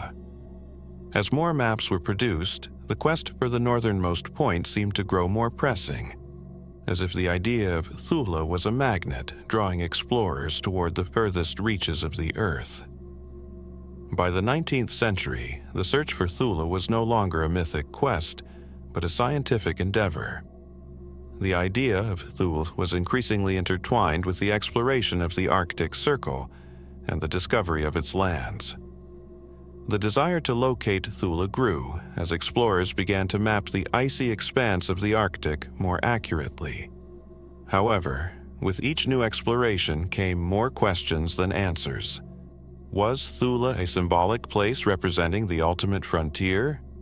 Or was it an actual location with cultural significance? One theory proposes that Thule was not a city or even a place of significant settlement, but rather a collective term for various northern territories inhabited by ancient peoples. The word Thule itself is thought to derive from the Greek word thule, meaning edge or border, which could suggest that the term referred to the farthest territories known to the Greeks. Perhaps it was simply a name given to any unknown, distant place, reinforcing the sense that the northern reaches of the world were beyond human understanding. There are also those who point to the Norse and Viking explorations as a possible key to understanding Thule. The Vikings were some of the most adept and daring sailors of their time, exploring vast portions of the North Atlantic. Could Thule be a reference to lands like Greenland, or even the shores of North America? Some suggest that the name Thule might have been passed down through Viking sagas, blending together real places and mythic landscapes. Another, more fringe theory suggests that Thule could be a place with even deeper significance. Perhaps an advanced, lost civilization that once thrived in the Arctic before disappearing without a trace. There are claims of ancient structures and artifacts found in northern latitudes, though none of these have been conclusively tied to Thule itself. The idea that Thule was once home to a highly advanced culture, lost to time, adds another layer of intrigue to the mystery. Despite the wealth of theories, Thule remains an enigma. Its precise location is still unknown, and its nature, whether mythic or real, symbolic or tangible, remains the subject of much speculation. Could it have been a real, physical place lost to time, now buried beneath layers of ice and snow? Or was it always a reflection of human imagination, a place where the myths and dreams of the ancient world found their anchor in the farthest reaches of the earth? As we continue to push the boundaries of exploration, we uncover new regions of the Arctic, revealing more of its secrets. Yet, the mystery of Thule, if it is indeed a place, remains elusive. Whether it is buried beneath the ice, a forgotten memory, or simply a metaphor for the unattainable, Thule continues to hold a place in our collective imagination. For now, its mystery persists, quietly waiting just beyond our reach. And perhaps, as with all lost cities, it is not the destination but the journey, the search itself, that holds the true allure of Thule, AZTLÁN. The name resonates with the echoes of history, whispered for centuries by the descendants of the Aztec people. For them, AZTLÁN was not just a place, but a mythical birthplace, a land that existed long before their great civilization rose to power in the heart of Mesoamerica. Described in ancient texts and oral traditions, AZTLÁN is said to be the ancestral homeland of the Aztecs, the cradle from which they sprang before their migration to the valley that would eventually become the heart of the Aztec Empire. But its exact location has remained one of the most elusive mysteries in all of Mesoamerican history. The Aztecs themselves believed that AZTLÁN was a sacred, paradise-like land, an idyllic region that nurtured their ancestors. The name AZTLÁN itself is thought to mean land of herons, suggesting a place of abundance, surrounded by water and teeming with life. Some sources describe it as an island, perhaps somewhere in the northern regions of what is now Mexico, but no one truly knows where AZTLÁN was, or if it was ever a physical place at all. For centuries, scholars and historians have combed through the fragments of Aztec lore, searching for clues to AZTLÁN's location. According to the Codex Chimalpopoca, a sacred Aztec text, the people of the Aztec Empire believed that their forebears embarked on a long, arduous migration from AZTLÁN to the Valley of Mexico, guided by divine visions and prophecies. During their journey, the Aztecs were said to have traveled for many years, facing countless hardships before finally arriving at Lake Texcoco, where they would found the city of Tenochtitlan, which would become the heart of their great empire. The migration of the Aztecs from AZTLÁN is more than just a story of survival. It is the foundation of the Aztec identity. This journey, recorded in the ancient codices, is filled with symbolism, gods, and mystical elements, which suggests that AZTLÁN itself may have been more than a mere geographical location. Could it have been a symbol of the Aztec search for their purpose or destiny? Or was it a real place that was eventually swallowed by time and the land itself? Several theories have emerged regarding AZTLÁN's location, yet none have been definitively proven. The most widely accepted belief is that AZTLÁN was somewhere in the northern territories of Mexico, possibly in the arid deserts of present-day Durango, Zacatecas, or even further north into the southwestern United States. According to some interpretations of the Codex Chimalpopoca, AZTLÁN was described as an island, which has led some researchers to suggest that it could have been located on a large, now dried lake in northern Mexico. Another theory places AZTLÁN in the region of modern-day Arizona or New Mexico, suggesting that the Aztecs may have originated from the American Southwest before migrating south. Some believe that the name AZTLÁN is derived from the Nahuatl word ATL, meaning water, and TLÁN, meaning place. This interpretation of the name implies that AZTLÁN was a watery place, perhaps an island, which fits with the descriptions of the homeland being surrounded by lakes or rivers. This connection to water, whether literal or symbolic, has played a significant role in understanding AZTLÁN as both a geographical and cultural concept, emphasizing the idea of renewal, life, and sustenance. However, some have proposed more speculative locations for AZTLÁN, even suggesting that it could have been a lost city hidden somewhere deep within the jungles of Mesoamerica, possibly buried beneath centuries of overgrowth. This theory draws on the fact that the Aztecs, like many ancient civilizations, were known to have lost cities, their ruins now slowly fading into the landscape as nature reclaims what was once built. Could AZTLÁN be another of these forgotten places, hidden beneath layers of forest and time? Despite the various theories, there is no concrete evidence to confirm the exact location of AZTLÁN. And, as is often the case with legends, the gap between fact and myth only grows wider with time. Yet, the search for AZTLÁN has taken on a symbolic significance for many. It represents more than just a place. It is the heart of Aztec identity and history, the birthplace of a culture that once ruled over a vast empire. For the descendants of the Aztecs, AZTLÁN is not just a lost city. It is a sacred memory, a reminder of their roots and the journey that shaped their civilization. There is also the possibility that AZTLÁN was not a literal place at all, but a metaphysical or spiritual concept, representing the Aztecs' idealized past or a vision of paradise. This perspective suggests that AZTLÁN existed only in the collective consciousness of the Aztec people, an ever-shifting symbol of their origins and their connection to the divine. In this interpretation, Aztlan's location could be seen as a reflection of the Aztecs' own journey toward self-realization and their place in the cosmos. Could Aztlan, in fact, be a metaphor for the Aztec people's relationship to the land they would come to dominate? A place that existed more in the realm of the spirit than in physical geography? If so, what does that tell us about the way the Aztecs understood their world, their gods, and their destiny?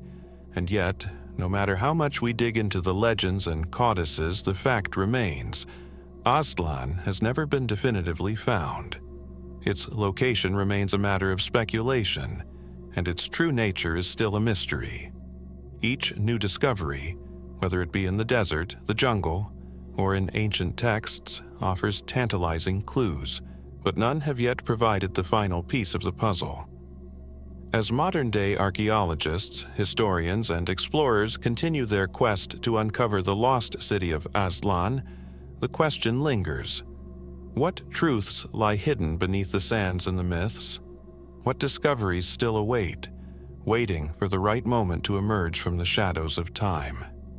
In the end, Aztlan's mystery is far from solved, and perhaps, like many of history's lost cities, its true nature will remain a legend, an enduring symbol of an ancient civilization that once believed their homeland was not just a place on a map, but the very foundation of their identity. As we leave behind the echoes of Aztlan, there is another enigma that lingers in the shadows of history, known only by whispers and the occasional cryptic reference in ancient texts: the Silent City. Little is known about its exact location, yet its very name evokes a sense of eerie stillness. A place that was once vibrant with life, but now lies abandoned, shrouded in mystery.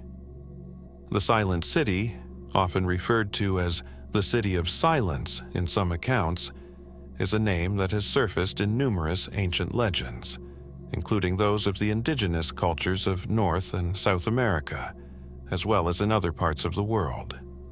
The legend tells of a city, an extraordinary metropolis, where the inhabitants were believed to have been struck silent by a divine force.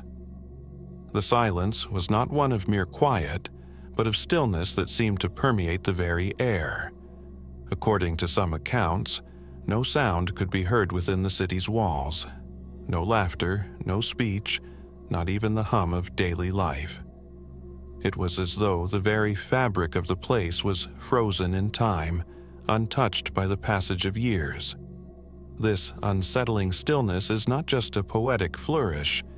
It is a recurring theme in various traditions and accounts that refer to the Silent City. The most intriguing part of the mystery lies in the fact that no one is certain where this city lies. Is it a real place, lost and buried beneath the earth?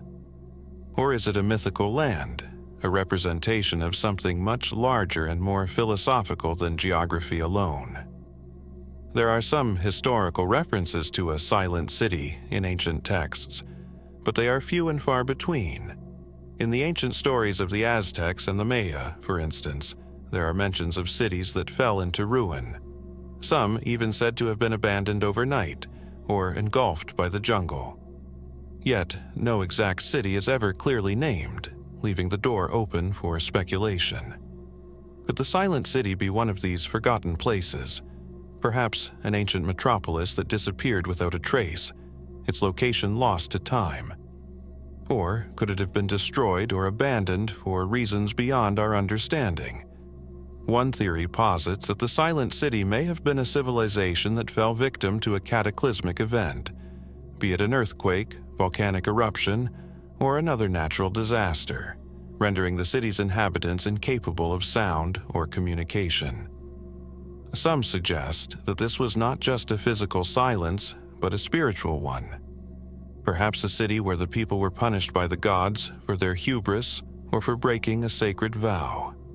In this sense, the Silent City could be seen as a place of divine retribution, a once thriving city that was doomed to remain silent as a lasting mark of the gods' disfavor. Other theories propose a more supernatural explanation. Could the city have been abandoned by its people, not due to disaster, but as a result of a curse or mystical forces. Some have suggested that the Silent City might have been a place of dark magic or a center of forbidden knowledge. If such a city ever existed, it may have been one where the inhabitants practiced rituals that were so powerful and dangerous that they led to their ultimate downfall. The silence that remains, according to these theories, might not be a natural feature of the city, but a consequence of the occult forces that once resided within its walls. Even more intriguing is the possibility that the Silent City is not a literal place at all, but a symbol of a deeper, hidden truth. In many cultures, silence is associated with wisdom, introspection, and enlightenment. Could the city represent a lost civilization that reached a point of spiritual awakening, where the clamor of the physical world was left behind? In this view, the Silent City could be a metaphor for a place where material concerns were shed, and only the most profound truths remained, an almost otherworldly space where speech became unnecessary. There are also modern-day explorers and researchers who claim to have uncovered evidence that points to the existence of a silent city. In the deserts of the American Southwest, for example, there have been reports of mysterious ruins buried beneath sand dunes, with strange markings and symbols that seem to speak of ancient practices and forgotten knowledge. Could these be remnants of the Silent City, long buried beneath the earth, waiting to be uncovered by a new generation of explorers? Similar reports have emerged from remote areas of South America, where rumors swirl of ancient cities lying hidden in the dense jungle, their exact locations known only to a select few. But even these tantalizing discoveries fail to provide concrete evidence that the Silent City ever truly existed, or that it is anything more than a legend woven together by generations of storytellers and dreamers. The difficulty in finding definitive proof is compounded by the fact that, even if the city were real, it would likely have been swallowed by the earth centuries ago, its ruins now buried beneath layers of earth and time. The problem is compounded further by the scarcity of written records. Most of what we know about the Silent City comes from oral traditions, myths, and the occasional cryptic mention in ancient codices. These stories are fragmented and often contradictory, making it difficult to separate truth from fiction. The lack of physical evidence only deepens the mystery, leaving us to wonder, is the Silent City simply a myth? Or is there a forgotten corner of the world where it still exists, waiting to be discovered? As with many lost cities, the Silent City beckons us with the allure of the unknown. The idea of a once thriving metropolis now silenced and hidden from the world stirs something deep within us. A sense of loss, mystery, and yearning. It is a story that transcends mere history, touching on universal themes of human nature, ambition, and the fragile nature of civilization. But for now, the Silent City remains a mystery. Its silence endures, echoing across the centuries. Perhaps it will remain forever lost, or perhaps, one day, the right discovery will reveal the truth that lies hidden in its silence. Until then, the question remains, what happened to the Silent City, and why does it continue to call out to us across the divide of time? The answers may lie deep within the earth, or in the recesses of our imagination. As we leave behind the faded echoes of the Silent City, we turn our attention to another name that resonates through the annals of myth and folklore, ENCANTA. Though not as widely known as some other lost cities, ENCANTA is no less captivating, hidden beneath layers of history and mystery. Its story, like the city's name, evokes a sense of enchantment, as if a place of great beauty and power exists somewhere just out of reach, waiting to be discovered. The name ENCANTA itself is a clue to the nature of the place, a city whose very name means the enchanted or the enchanted one. Tales from various regions in Latin America speak of a magnificent city, untouched by time, where its inhabitants lived in harmony with nature and possessed knowledge far beyond what we know today. But ENCANTA is a place that exists only in whispered stories, in half-remembered dreams passed down through generations. For centuries, it has been the subject of fascination among explorers, historians, and treasure hunters alike, all hoping to uncover the secrets of this elusive city. The first mentions of ENCANTA date back to the early colonial period in South America, where European explorers recorded stories of indigenous people speaking of a land filled with riches, hidden in the dense jungles or deep within the mountains. It was a place of unimaginable wealth, they said, where gold and precious stones were abundant. However, there was always something peculiar about these accounts. The descriptions were vague, often contradictory, and at times almost too fantastical to believe. Yet, the idea of a city filled with treasure was enough to spark the imaginations of adventurers who embarked on expeditions into the wilderness in search of ENCANTA. Some of the earliest accounts suggest that ENCANTA was located somewhere in the vast Amazon basin, a region known for its impenetrable forests and rugged terrain. The city's inhabitants were said to be a peaceful and highly advanced civilization, skilled in agriculture, medicine, and astronomy. They were believed to have built their homes in harmony with nature, constructing monumental structures using materials that seemed to defy the limitations of the time. But, as the stories go, ENCANTA was abandoned long before European explorers arrived, swallowed by the jungle, hidden from the world. Some say the city disappeared overnight, as if it had been erased by a mysterious force, while others claim it was simply forgotten as the world moved on. As time passed, ENCANTA became part of a broader mythological tradition, an enduring symbol of a lost golden age. For many, the idea of a magnificent city hidden in the depths of the rainforest became a powerful metaphor, a vision of a time when humanity lived in perfect harmony with the earth. However, the more we delve into the history of the city, the more elusive its true nature becomes. Was ENCANTA a real place, lost to time and overgrown by the jungle? Or was it the product of imagination and wishful thinking, a legend passed down through the generations to capture the hearts of those who longed for a better world? In the search for ENCANTA, one of the key factors that complicates our understanding is the ambiguity of its exact location. Some theorists believe that ENCANTA may have been situated along the banks of the mighty Orinoco River, where ancient civilizations once thrived. Others speculate that the city could be hidden deep within the Andes, perhaps in one of the remote valleys that have long remained untouched by modern exploration.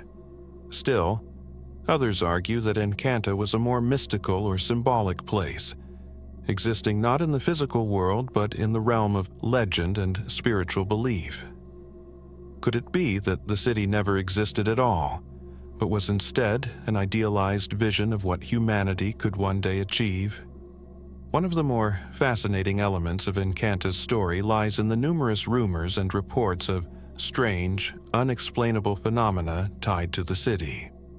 In the early 20th century, explorers claimed to have found ancient ruins in the rainforest that fit the descriptions of ENCANTA, but each time they attempted to investigate further, they were met with unusual obstacles.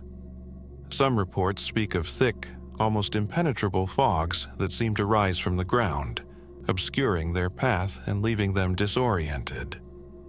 Others speak of hearing strange, melodic sounds drifting through the trees, as though the city were alive with its own music, a haunting reminder of what once was.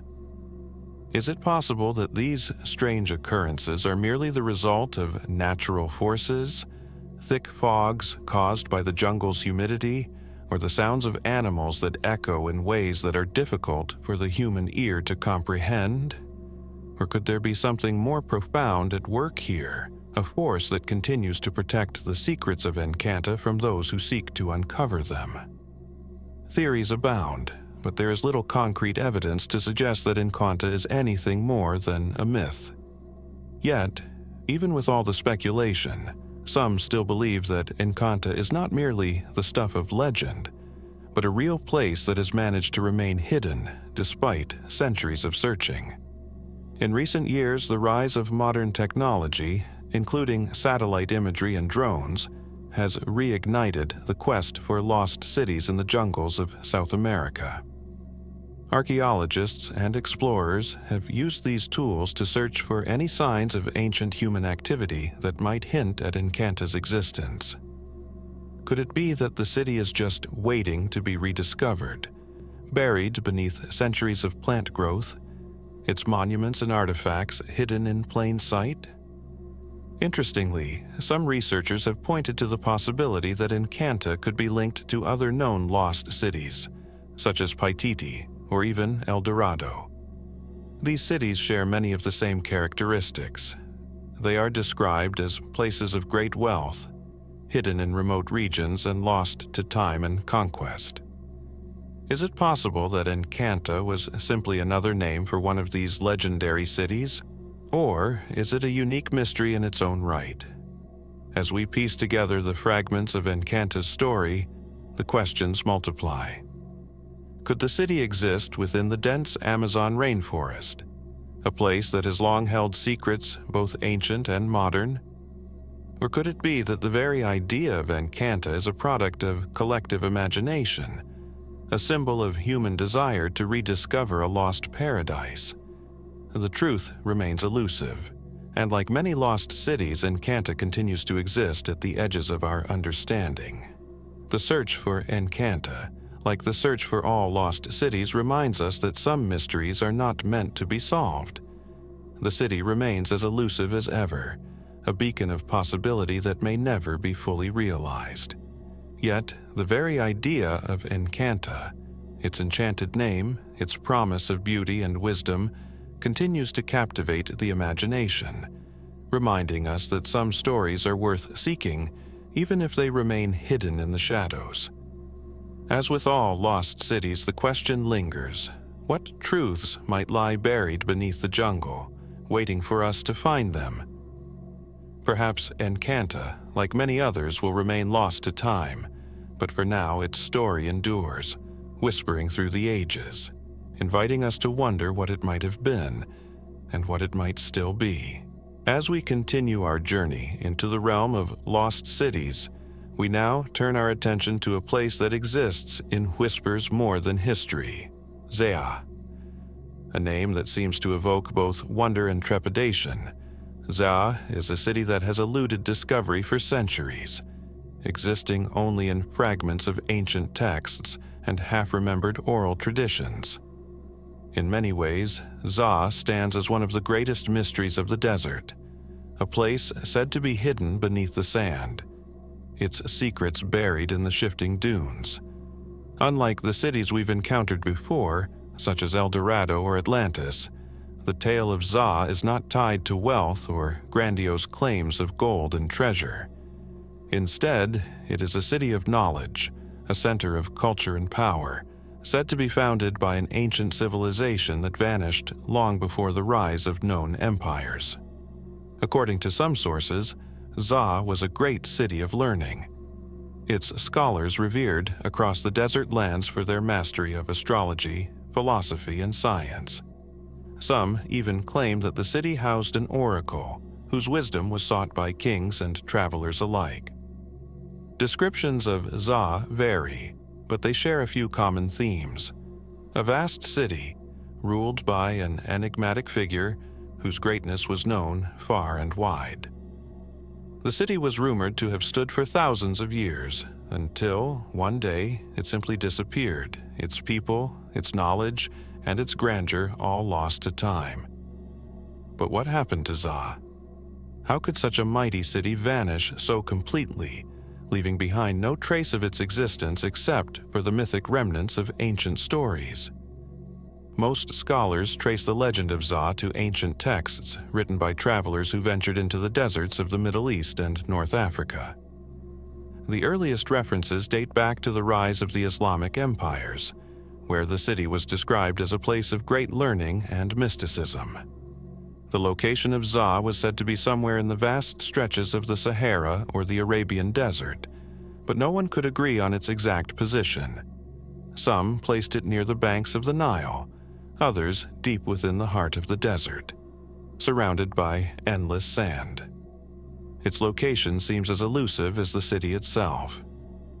What makes Za especially intriguing is its connection to the lost cities of the ancient world. Za is often linked to a number of other mysterious cities, including UBAR, the Atlantis of the sands, and IRAM of the pillars. Some theories suggest that Za may even be a precursor to these other legendary locations, a city that somehow survived the passing of time only to be obscured by desert winds and shifting sands. Could it be that Za, like Ubar, was a city so advanced that it disappeared without a trace, leaving behind only stories to tantalize the minds of those who sought it? One of the most compelling aspects of Za's legend is the notion of its disappearance. Unlike cities that were conquered or destroyed by war, the fall of Za is shrouded in mystery. Some versions of the story suggest that the city was swallowed by the desert itself, as though the very earth opened up and took it away. Others claim that Za was the victim of a catastrophic event, such as an earthquake or a flood, which destroyed its infrastructure and left nothing behind but the ruins of its once great structures. But even with these various explanations, there is no physical evidence to support any of these theories. In fact, despite the many expeditions that have searched for Za over the centuries, no one has ever found a single trace of the city's existence. No ruins, no artifacts, nothing. This absence of evidence is what has fueled the more speculative aspects of Za's story. If Za really did exist, what could have happened to it? Some researchers suggest that Za was not destroyed at all, but merely concealed by the shifting sands of time. The desert is known for its ability to swallow entire settlements, leaving no trace of their existence. Could it be that Za is hidden beneath the dunes, waiting to be rediscovered? Others propose that Za's disappearance may have been intentional, a deliberate decision by its inhabitants to conceal their city from the outside world. After all, a city as advanced as Za would surely have had enemies, and it is not hard to imagine that its people might have chosen to vanish rather than face destruction. What makes Za's story even more intriguing is the idea that the city may not have been entirely physical. In some accounts, Za is described as a place that existed both in the material world and in a more ethereal realm, a city that could be accessed only by those who were spiritually prepared. In these versions of the legend, Za is not just a city, but a gateway to another world, a place where knowledge and wisdom were imparted in a form that transcended ordinary understanding. Could it be that Za's disappearance was not physical at all, but rather a transition into another dimension of existence? The concept of cities existing in multiple planes of reality is not new. In fact, it has been a recurring theme in many cultures and religions throughout history. From the fabled Shangri-La to the mythical Atlantis, there are numerous examples of cities that are said to exist not just in the physical world, but also in some higher, more spiritual realm. Is Za one of these cities, existing in a form that we are simply not capable of perceiving? As with many lost cities, the questions surrounding Za's existence only multiply as we dig deeper into the mystery. Was it truly a city of great knowledge, as some legends suggest, or was it merely a construct of myth, shaped by the imaginations of those who came after it? Did its inhabitants leave behind any clues to their city's fate, or were they so thorough in their disappearance that even their most sacred secrets were lost to the ages? And perhaps most importantly, if Za does exist, where is it? Perhaps the greatest mystery of Za lies not in its origins, but in its enduring presence in the collective imagination. Even without physical evidence, Za continues to capture the imagination of those who seek lost cities, who yearn to uncover the mysteries of the past. Its name, its legacy, and its allure have endured, passing from one generation to the next, suggesting that some truths may be too elusive, too complex to be understood in a single lifetime. Like many other lost cities, ZA may never be fully found. Its secrets may remain buried beneath the sands, or perhaps hidden from the view of ordinary men and women. But the legend of ZA persists, a reminder that some mysteries are not meant to be solved, but merely to be pondered, forever unfolding, ever distant, always just beyond our reach. As we continue our exploration of cities shrouded in mystery, we turn our focus to an ancient place, whose name once echoed through the corridors of history, only to vanish into the folds of time. BYBLOS, an iconic city of antiquity, was once a thriving center of commerce and culture, yet today it remains an enigma. Not in its existence, no, BYBLOS has been found, its ruins still stand, but in the mystery of how such a once great city could become obscured, almost forgotten, despite its profound significance in the ancient world. Located along the Mediterranean coast in modern-day Lebanon, BYBLOS was one of the earliest Phoenician cities to rise, predating even the mighty empires of Greece and Rome. Its origins stretch back at least 7,000 years, with evidence of continuous habitation that paints a picture of an extraordinary civilization. BYBLOS, named after the Greek word for papyrus, was so crucial to ancient trade that it became the heart of an industry that spread its influence from the shores of Egypt to the lands of Mesopotamia. It was here that papyrus was first used for writing, making the city the birthplace of one of the most important developments in human communication. Yet, for all its significance, BYBLOS has been cast into a curious form of obscurity, not unlike the cities we have previously explored in this series. We know it existed, and we know it thrived, but the question lingers. Why does the story of BYBLOS feel so fragmented today? What happened to this once vital city that made it fade into the shadows, even as other civilizations rose in its wake? The ancient records are clear in their praise of BYBLOS. The city was known as a center of religious significance, housing temples to gods that were revered across the Mediterranean world. Its kings were remembered in the annals of Egypt, their names carved into stone and etched into the chronicles of pharaohs.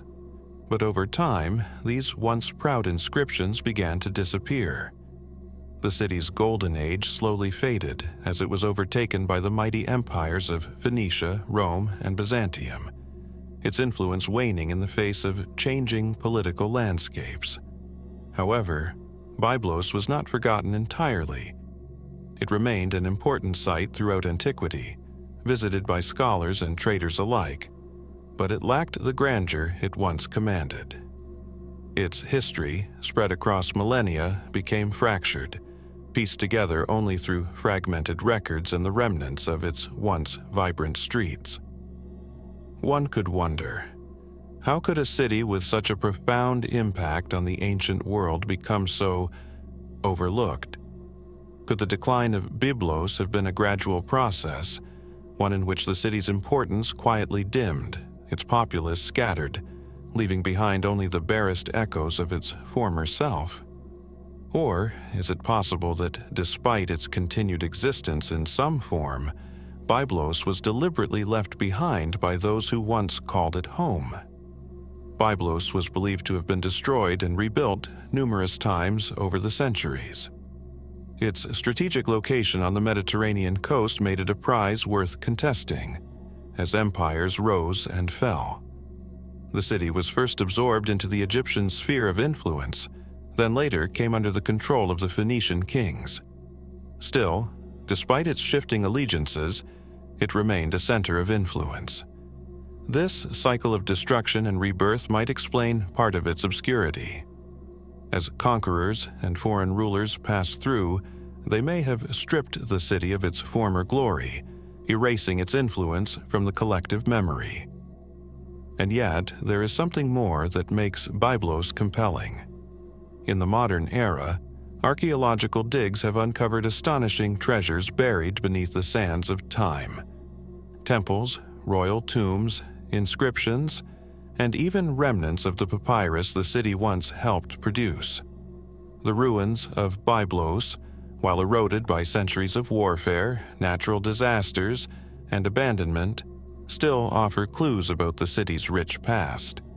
But despite these discoveries, there is a profound mystery about BYBLOS, a sense that so much more is hidden beneath the surface.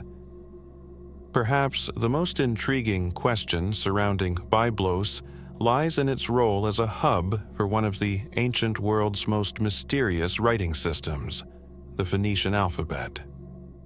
The script, thought to be one of the first fully alphabetic writing systems, was later adopted by cultures far and wide.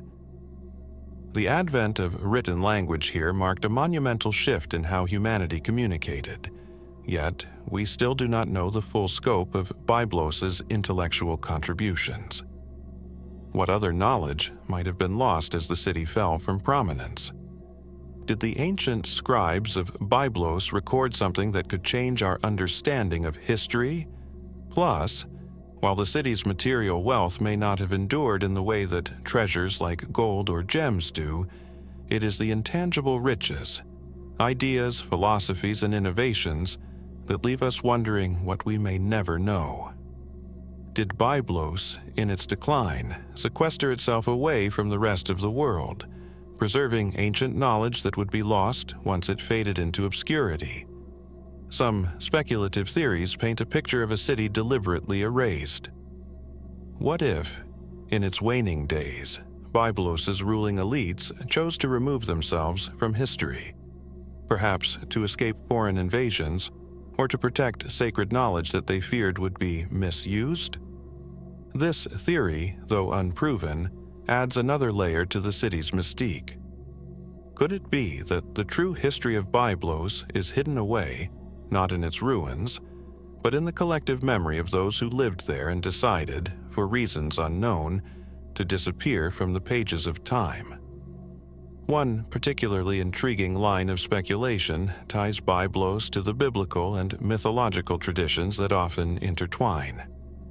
In some versions of the story, BYBLOS is linked to the legendary city of Tyre, the birthplace of the great Queen Jezebel, as well as to the notion of a lost city of the gods. Could the secrets of BYBLOS be buried in these religious or mythological contexts, obscured by layers of story and legend? Was there something more to the city's religious practices than we can currently comprehend? Despite its fragmented legacy, BYBLOS continues to captivate archaeologists, historians, and dreamers alike. For every fact we uncover, there are more questions that remain unanswered. With each new excavation, we inch closer to understanding a civilization that shaped much of the ancient world. Yet, like so many lost cities, BYBLOS resists complete understanding. The city endures in the memories of those who study its ruins, whispering secrets only the land itself can fully know. As we look out over the ancient stones of BYBLOS, amid the splintered columns and weathered inscriptions, we are reminded of the fragile nature of history itself. It's a reminder that some truths may remain hidden from us, even in the midst of our best efforts to uncover them. And perhaps, just as with so many lost cities before it, BYBLOS will continue to keep its deepest secrets locked away, waiting for those who are willing to listen and to wonder. Tucked deep within the rolling green hills of Ireland, the legend of Tara resonates like the faint echoes of a forgotten time. It is a place wrapped in myth and mystery, where the lines between history and legend blur, and where the ancient past whispers its secrets to those willing to listen. Tara was once the seat of the kings of Ireland, a powerful stronghold that played a pivotal role in the formation of the Irish kingdom. Yet today, it remains a place shrouded in uncertainty, its true nature obscured by centuries of change and the veil of mythology that has slowly enveloped it. The name Tara is synonymous with the High Kings of Ireland, the central authority in a kingdom that once spanned much of the island. The ancient Irish kings were said to have ruled from Tara, residing in a vast fortress whose location is believed to be the center of not just political power, but spiritual influence as well. The hill of Tara, as it's known today, rises above the surrounding landscape, offering a commanding view of the land, a fitting perch for the rulers of ancient Ireland. But while its presence is undeniable, its precise role in history remains elusive. What exactly was Tara? Was it a city, a royal seat, a spiritual center, or something else entirely? The earliest known reference to Tara can be found in ancient Irish texts and mythology. In these stories, Tara is not just a physical location, but a place imbued with supernatural significance. According to legend, it was the seat of the Tuatha De Danann, a race of divine beings that were said to have arrived in Ireland long before the Celts. The Tuatha De Danann were believed to be powerful gods and goddesses, responsible for many of the natural and mystical forces in the world. Some stories suggest that they vanished into the other world after their time on Earth had passed, retreating to the hills and mounds that dot the Irish countryside, leaving only faint traces of their existence behind. One of the most enduring myths surrounding Tara is its role as the home of the Leophile, the Stone of Destiny, an object said to have the power to confirm the rightful king of Ireland. According to legend, when the true king of the land would approach the stone, it would cry out in recognition, confirming his claim to the throne. This mysterious stone, imbued with divine power, was said to be one of the most sacred objects in the country. However, as centuries passed, the stone's whereabouts became uncertain. Was it taken by invaders, lost to time, or hidden away to prevent its misuse? Perhaps the truth lies buried beneath the ground, waiting to be unearthed. The physical remains of Tara, mounds, ditches, and earthworks still stand today, but the city's true nature remains a puzzle. Archaeologists have uncovered extensive evidence of settlement on the hill of Tara, but the site's size and complexity suggest that it may have been more than just a royal residence. Some believe it may have been a ceremonial center, where kings were crowned and important rituals took place. Others speculate that it was a center of governance and administration, managing a vast kingdom that stretched across Ireland. In recent decades, archaeological excavations at Tara have revealed fascinating glimpses into its past. Excavations have uncovered ancient roads, walls, and defensive structures, indicating that the site was once a bustling, fortified center. Yet, despite these discoveries, a sense of mystery persists. Some archaeologists have even suggested that Tara's significance may have been largely symbolic, rather than purely functional. Was the site a representation of divine authority, a place that bridged the gap between the earthly and the supernatural? There are those who contend that Tara was more than just a physical site. It was a spiritual nexus, a portal to the other world. This idea has roots in Irish mythology, where the Tuatha De Danann were said to have retreated into the hills after their time on Earth. Some legends speak of Tara as a sacred place where the mortal world and the other world converged, allowing the gods to communicate with humans.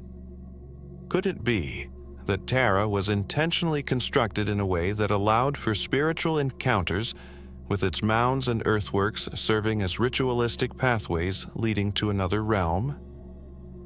As we delve deeper into the mystery of Tara, we encounter a number of unanswered questions. Could it be that the true purpose of Tara was hidden, intentionally obscured by those who knew of its power? Was it a secretive place, a sanctuary for the elite or the divine, guarded from the prying eyes of common people? Was it a city designed for a different kind of people entirely, those not bound by the physical realm. Furthermore, some have pointed to the connections between Tara and other ancient sites, both within Ireland and beyond.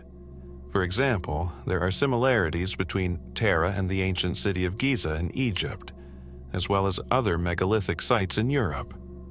Could there be an ancient, far-reaching network of spiritual or political power that united these distant civilizations?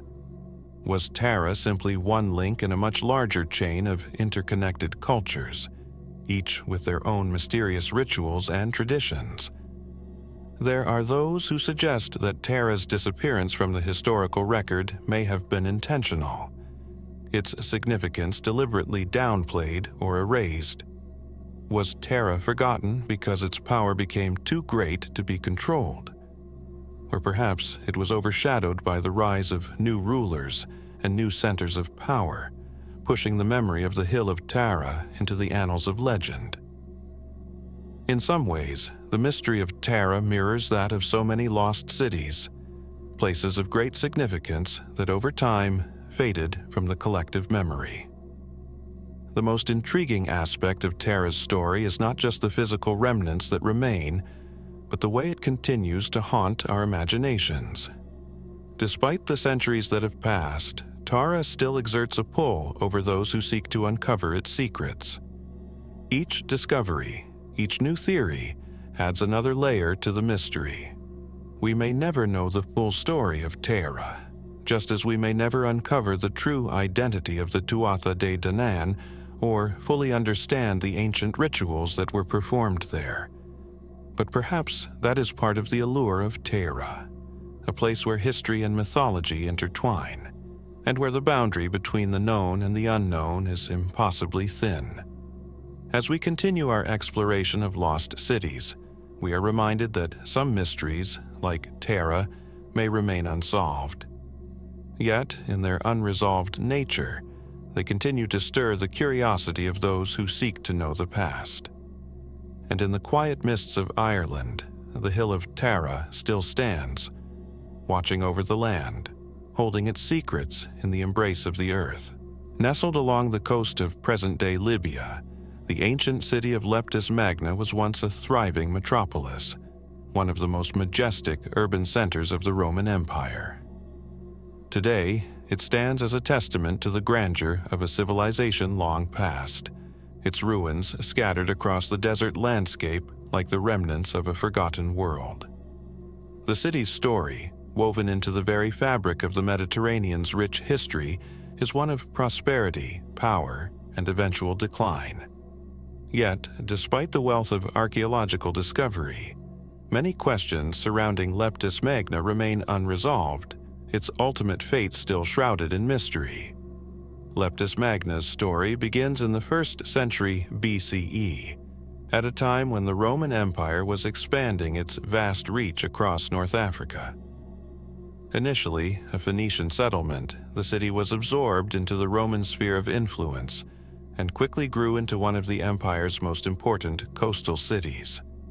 Its location, on the shores of the Mediterranean, strategically placed between Rome and the heart of Africa, allowed it to flourish as a trade hub, a crossroads for cultures, goods, and ideas.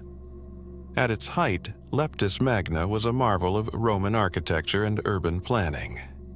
The city's vast, well-preserved ruins, which stretch across a sprawling archaeological site, offer a glimpse into its once glorious past. The massive Roman Forum, towering temples dedicated to the gods of Rome, a grand theater, and the remains of a beautifully adorned marketplace all speak to the city's former prominence. And yet, despite its wealth and power, Leptis Magna's story is one that faded from the pages of history, and the reasons for its decline remain speculative. It is perhaps the city's greatest architectural achievement that stands out above all, its impressive, colossal harbor. Known as the Harbor of Leptis Magna, this expansive maritime complex was one of the largest in the Roman world, designed to handle the empire's naval fleets and facilitate trade across the Mediterranean. Evidence suggests that the harbor played a vital role in the city's commercial success, yet today, much of the harbor has been buried beneath shifting sands, its once bustling quays and piers lost to time. The city's prosperity under Roman rule continued for centuries, and its most significant period of growth occurred during the reign of the Roman Emperor Septimius Severus. Born in Leptis Magna, Severus returned to his birthplace as emperor in 193 CE, and under his patronage, the city experienced an era of unparalleled development. Major public works projects were undertaken, including the construction of the Severan Arch, an imposing structure that still stands today as a symbol of the city's imperial connections. But even as Leptis Magna flourished, cracks in its foundation began to form. Despite its prominence, the reasons for the eventual decline of Leptis Magna remain elusive. Historians agree that the city's fall was gradual, a consequence of both external pressures and internal decline. By the 7th century CE, Leptis Magna was under increasing threat from Berber invasions, and the rise of Islam brought with it a new wave of conquest that destabilized the region. Natural forces also played a part in the city's downfall. Earthquakes, coastal erosion, and the gradual silting of the harbor led to the city's economic collapse. As trade routes shifted and political power moved elsewhere, Leptis Magna slowly faded from historical records, its decline almost as mysterious as its rise. While much of the city's physical grandeur remains intact, the question lingers. What truly happened to Leptis Magna? Was its fall the result of political and economic shifts, or was there something more insidious at play? Could a combination of natural disasters, military conquest, and shifting trade routes have conspired to bring about its decline? Or was there an even deeper cause, something unknown that has yet to be uncovered? Some researchers speculate that the city's fall was influenced by the changing tides of the Roman Empire itself. As the empire's central authority weakened, it may have left once prosperous cities like Leptis Magna to crumble in isolation. Was the city's strategic location, once a boon, now a curse as the empire's influence waned? Others suggest that internal strife, perhaps political corruption or power struggles, could have undermined the city's stability, accelerating its decline. But this theory remains unsubstantiated, as there are no direct records to point to such internal turmoil. The question of Leptis Magna's sudden disappearance is further complicated by its position in the shifting sands of time. As historians and archaeologists dig deeper into the city's past, they face not only the erasure of time, but also the challenge of piecing together a fragmented narrative. The very forces that helped preserve the city's monumental structures also contributed to its obscurity. Many of its most impressive buildings are buried beneath layers of sand, while the harbor has been gradually overwhelmed by coastal erosion. Even as new excavation projects continue, much of Leptis Magna remains hidden, its final secrets yet to be revealed. One intriguing possibility, often discussed in speculative circles, is that Leptis Magna's decline was somehow connected to the rise of mysterious new powers across the Mediterranean. Could it be that the city's fall was part of a larger geopolitical shift that also saw the decline of other once powerful cities in the region? Could the invasion of the Berbers, along with the emergence of the Byzantine Empire and the rise of Islam, have created a perfect storm of changes that left Leptis Magna vulnerable? It is also worth considering the role of local beliefs and supernatural forces in the city's decline.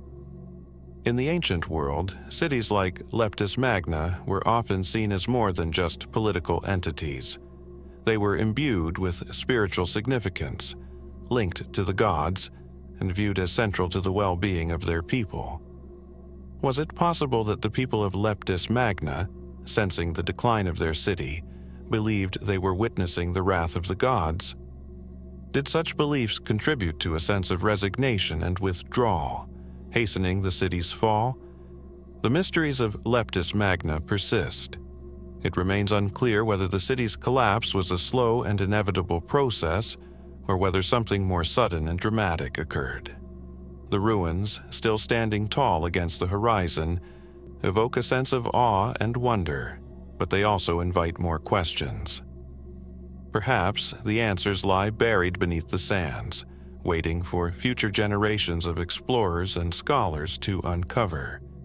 Could new technologies or unexplored sites hold the key to unlocking the final chapters of Leptis Magna's history? As we gaze upon the remnants of this once great city, we are reminded that there are still untold stories hidden beneath the surface. Like so many other lost cities, Leptis Magna leaves us to ponder the passage of time and the mysteries that remain unsolved. Questions that might never be answered, but which continue to spark our curiosity and imagination. The city stands not just as a monument to the past, but as a symbol of the lost histories that await discovery in the forgotten corners of the world. For centuries, the name CIMMERIA has echoed through the annals of history, spoken in whispers by scholars, travelers, and storytellers alike. To some, it is merely a shadow, a mythical land shrouded in ancient legend. To others, it is a real place, lost to time, waiting to be rediscovered. Its location has confounded historians and explorers for millennia, its exact boundaries remaining elusive, as if hidden by the very forces of nature that shaped it. CIMMERIA is a mystery that transcends the boundaries of myth and history, a place that has fascinated minds for generations, inspiring tales of forgotten civilizations and long-lost knowledge. The earliest references to CIMMERIA appear in ancient texts, dating back to the Greek and Roman periods. It is often described as a distant, almost otherworldly place, a land at the edges of the known world. Homer, in his Odyssey, speaks of the Cimmerians as a people who dwelled beyond the streams of Oceanus, a realm of eternal darkness where the sun never shone. These early accounts paint Cimmeria as a shadowy, mythical land, the home of a mysterious people who lived in the farthest reaches of the earth. Homer's depiction suggests that the Cimmerians existed at the boundaries of the known world, their civilization perched at the edge of the underworld itself, beyond the horizon where no light could reach. But while Homer's references are steeped in myth, they are not without some basis in reality. The historical Cimmerians, a nomadic group of people who once roamed the vast steppes of Eurasia, are thought to have lived around the 8th century BCE. They were a formidable warrior culture, whose conquests reached as far as Anatolia and the edges of the Mediterranean. The Cimmerians' historical existence is well documented in the annals of ancient Assyria and the records of the Greek historian Herodotus. However, these Cimmerians were not necessarily the same as the mysterious inhabitants of Homer's Odyssey. The land they inhabited was real, but the fantastical, shadowy descriptions that accompany Cimmeria's mythos complicate any attempt to clearly define it. So, what was this elusive place, and why does it continue to intrigue us? Some scholars argue that Cimmeria was simply a poetic or symbolic representation of the edges of the known world. Ancient cultures often conceived of distant lands in terms of mystery and darkness, places that were beyond the reach of ordinary human experience. In this sense, Cimmeria might not have been a physical place at all, but rather a metaphorical expression of the unknown, a symbol of the fear and wonder that humanity associates with the distant, unexplored frontiers of the earth. However, this explanation does not satisfy all questions. Other scholars, more invested in the search for tangible evidence, believe that Cimmeria was a real land, perhaps located somewhere in the vast, desolate regions of the Eurasian steppes, in what is today southern Russia or northern Kazakhstan. These theorists point to the historical Cimmerians, who are thought to have originated in the region between the Black Sea and the Caspian Sea. Archaeological evidence has uncovered traces of their culture, including burial mounds and artifacts that suggest they were a people with a rich and complex society. Could it be that the land of the Cimmerians, the place from which they came, was a real geographical location that has since been forgotten by time? Yet, there are other theories that challenge this more conventional understanding. Some believe that the true Cimmeria lay farther west, along the coastlines of Europe, perhaps somewhere in the mysterious wilderness of ancient Gaul, or along the shores of the Celtic lands. In the centuries that followed Homer's writings, Cimmeria became enmeshed with other mythologies, absorbed into the stories of the Celts and other cultures of northern Europe.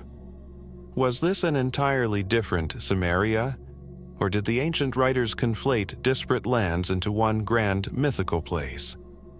The idea that Cimmeria is a lost historical city or civilization is also a possibility that some researchers entertain. Over time, many civilizations have been lost to history, their cities buried under layers of sand and soil, erased by the passage of centuries or the collapse of empires. Could Cimmeria have been one of these ancient cities, a forgotten marvel that once stood at the farthest edge of the known world, only to vanish into obscurity? If so, what happened to it?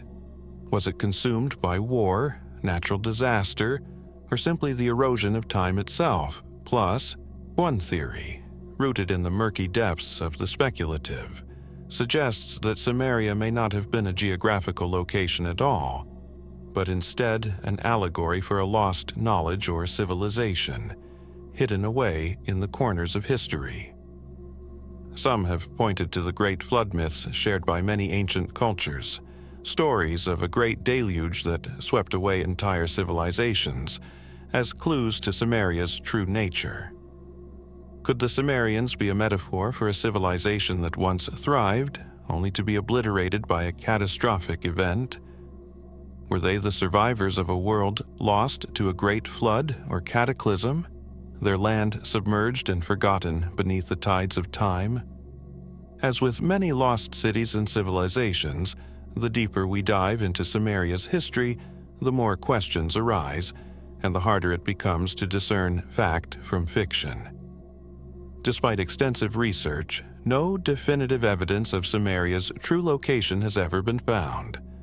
Some say it was located in the far north, beyond the Arctic Circle, where perpetual darkness and ice prevailed. Others suggest it was a city that flourished and faded long before written history began, its name lost to time as the sands of the desert and the shifting tides of empires claimed it. The absence of concrete evidence only adds to the allure of Cimmeria. Is it possible that, buried beneath the layers of myth and speculation, there exists a kernel of truth, a real city, a real land, waiting to be rediscovered? Or is it, as some believe, a purely mythological construct, woven from the fears and dreams of an ancient world? Perhaps the key to understanding Cimmeria lies not in finding its physical location, but in deciphering the cultural and spiritual significance it held for those who imagined it. As with many lost cities, Cimmeria's mystery may never be fully solved. Its existence, whether as a physical place or a metaphysical concept, remains uncertain. And yet, the very question of its location invites reflection. What truths lie beneath the layers of history, waiting to be uncovered? Could the key to the past be hidden not in the earth itself, but in the stories we tell about it? As we continue to search for answers, the lost land of Cimmeria remains a haunting, tantalizing enigma, its shadow still cast over the edges of the known world. Nestled in the heart of the American Midwest, just east of the modern-day city of St. Louis, lies the site of one of North America's greatest archaeological mysteries, Cahokia. This once thriving metropolis, which reached its peak between 1050 and 1350 AD, was home to thousands of people and served as the center of the Mississippian culture, one of the most advanced pre-Columbian civilizations in North America. Today, the remains of this enigmatic city stand as silent testimony to a sophisticated and complex society that, for reasons unknown, seemingly vanished almost as abruptly as it had risen. Cahokia was not a typical city by ancient standards. Unlike the stone-built pyramids and grand temples of Mesoamerica, or the monumental ruins of the Andes, Cahokia's greatness was expressed in earthen mounds, massive structures made of compacted soil that have stood the test of time. The site's most iconic feature is Monk's Mound, a vast platform mound that rises over 100 feet above the surrounding plains, making it the largest prehistoric earthwork in North America. This colossal mound, believed to have been the center of political and religious power in Cahokia, commands attention. From its summit, one can only imagine how the ancient city once sprawled below, its geometric layout of plazas, roads, and smaller mounds a testament to a well-organized urban environment. At its height, Cahokia may have been home to as many as 20,000 people, making it one of the largest cities in the world at the time, larger even than some of the early cities of Europe. Yet, despite its monumental scale and impressive achievements, the story of Cahokia remains shrouded in mystery. The reasons behind its sudden decline and abandonment remain elusive, sparking a host of theories and speculations. What caused this once vibrant civilization to fade into history? How did a city of such magnitude, surrounded by complex social, political, and spiritual systems, simply vanish? To explore these questions, we must first examine what is known about Cahokia's rise. The Mississippian culture that flourished here was characterized by its mound building and its complex agricultural system. The people of Cahokia were skilled farmers, cultivating crops such as maize, beans, and squash, which formed the backbone of their economy. This agricultural success, combined with the fertile floodplains of the Mississippi River, allowed Cahokia to thrive and expand rapidly. In addition to their farming, the Mississippians were also skilled artisans, producing intricate pottery, tools, and artwork, much of it associated with religious and ceremonial practices. The city itself was a center of trade, connecting various regions of North America, from the Great Lakes to the Gulf of Mexico. Evidence suggests that the Mississippians engaged in long-distance trade, exchanging goods such as shell, copper, and mica. The city's strategic location along major river systems made it a crucial hub in a vast network of indigenous peoples. Cahokia was a thriving, interconnected metropolis that was as culturally rich as it was economically prosperous. However, beneath this picture of success lies a darker mystery, the cause of Cahokia's decline. By around 1350, the city began to shrink, its population dwindling, and its once grand structures falling into disrepair. Several theories have been proposed to explain this sudden decline, but none offer a definitive answer. One of the most widely accepted explanations is environmental. The region surrounding Cahokia was heavily dependent on agriculture, and evidence suggests that overfarming and deforestation may have led to soil depletion, making it increasingly difficult to sustain the city's population. As the land became less productive, food shortages may have forced the people of Cahokia to abandon their city in search of more fertile areas. However, this theory is not without its critics. While it is true that environmental factors can influence the rise and fall of civilizations, there is little direct evidence to support the idea that soil depletion alone led to Cahokia's demise. Another possible explanation centers on social and political unrest. Cahokia's central mound, Monk's Mound, likely served as the political and spiritual heart of the city, and evidence suggests that the Mississippians had a complex, hierarchical society with an elite ruling class. As the city grew, it's possible that tensions between the ruling elite and the general population began to intensify, leading to social instability.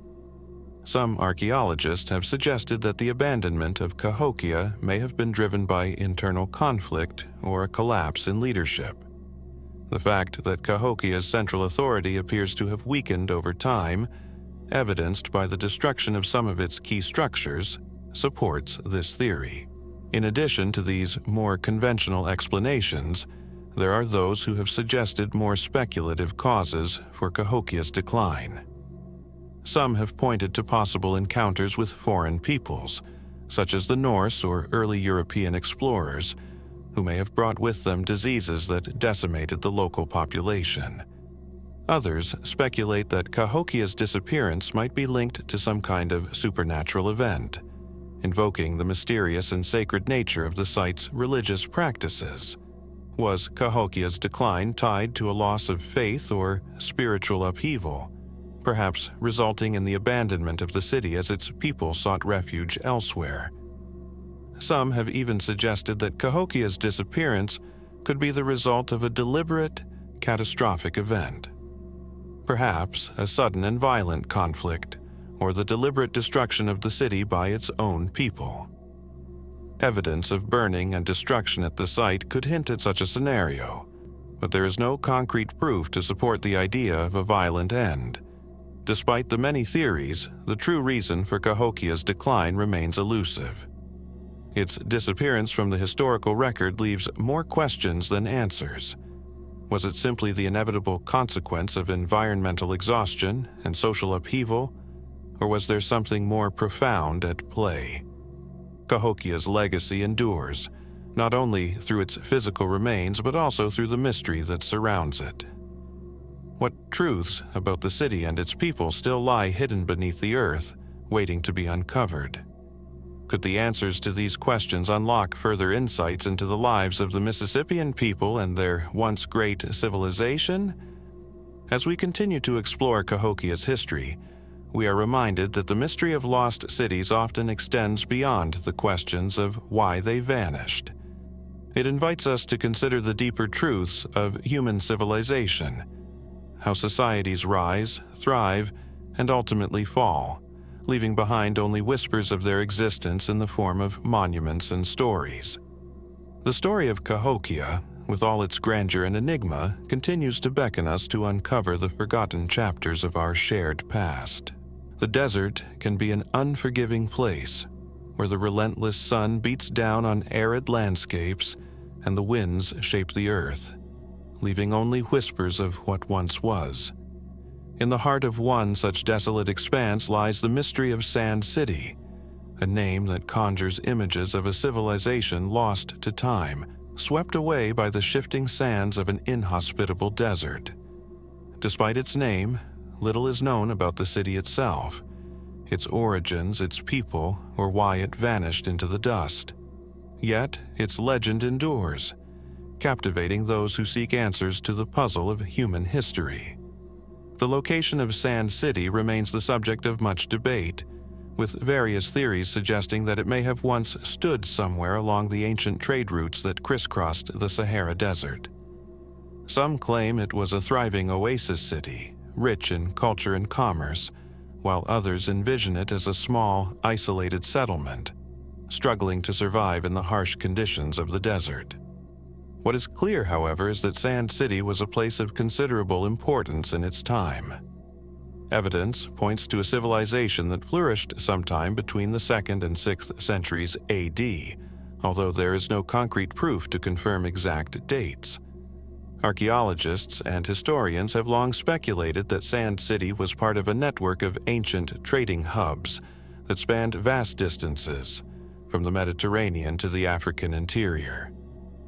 These cities served as vital points of exchange, where goods like salt, gold, ivory, and precious stones were traded between distant civilizations. Given its location in the heart of the desert, Sand City would have been strategically placed along these ancient routes, making it a key stop for traders, travelers, and nomadic tribes. The first mentions of Sand City come from fragmented historical texts, which describe it as a bustling urban center, a place where people gathered to exchange goods, ideas, and culture. Yet, despite these tantalizing references, no definitive archaeological evidence has ever been found to pinpoint its exact location. Some suggest it may have been swallowed by the very desert it once thrived within, buried beneath layers of sand and time. Others believe it may have simply been abandoned, its people moving on as the desert encroached upon their once prosperous home.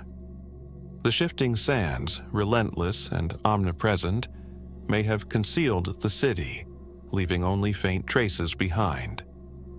One of the most compelling theories about Sand City's disappearance is its potential connection to climate change. The Sahara Desert, as we know it today, was not always the barren wasteland it is now. Thousands of years ago, it was a much greener, wetter place, dotted with lakes and rivers. Archaeologists have uncovered evidence of ancient lake shores, rock art depicting animals like crocodiles and hippos, creatures that would never survive in the modern desert.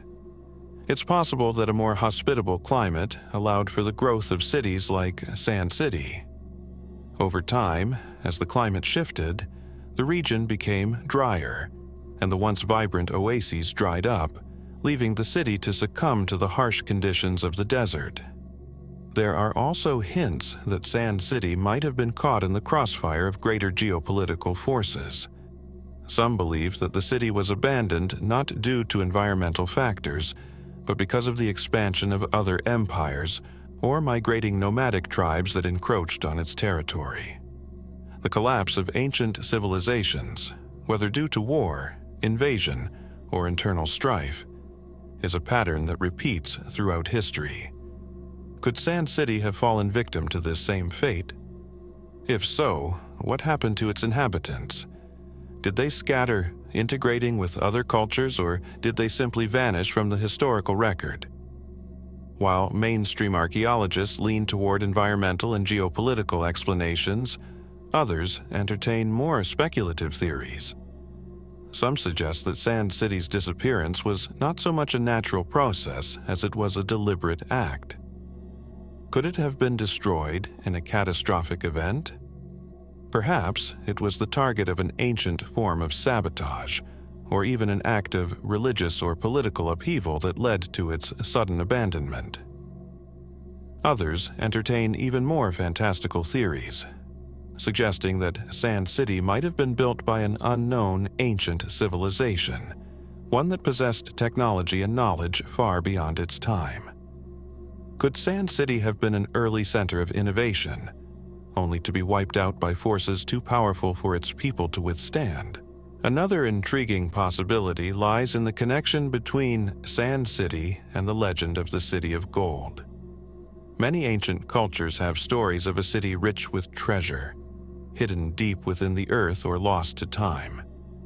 These myths are found in cultures across the globe, from the Americas to Africa, and they share striking similarities. Could Sand City be linked to such a legend?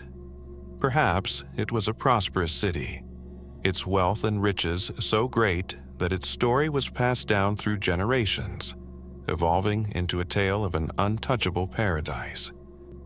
Despite all the speculation, no concrete evidence has ever emerged to confirm the existence or location of Sand City. Some believe that it remains buried beneath the sands, waiting to be discovered by future generations of explorers. Others argue that it is simply a myth, a legend woven into the fabric of ancient storytelling.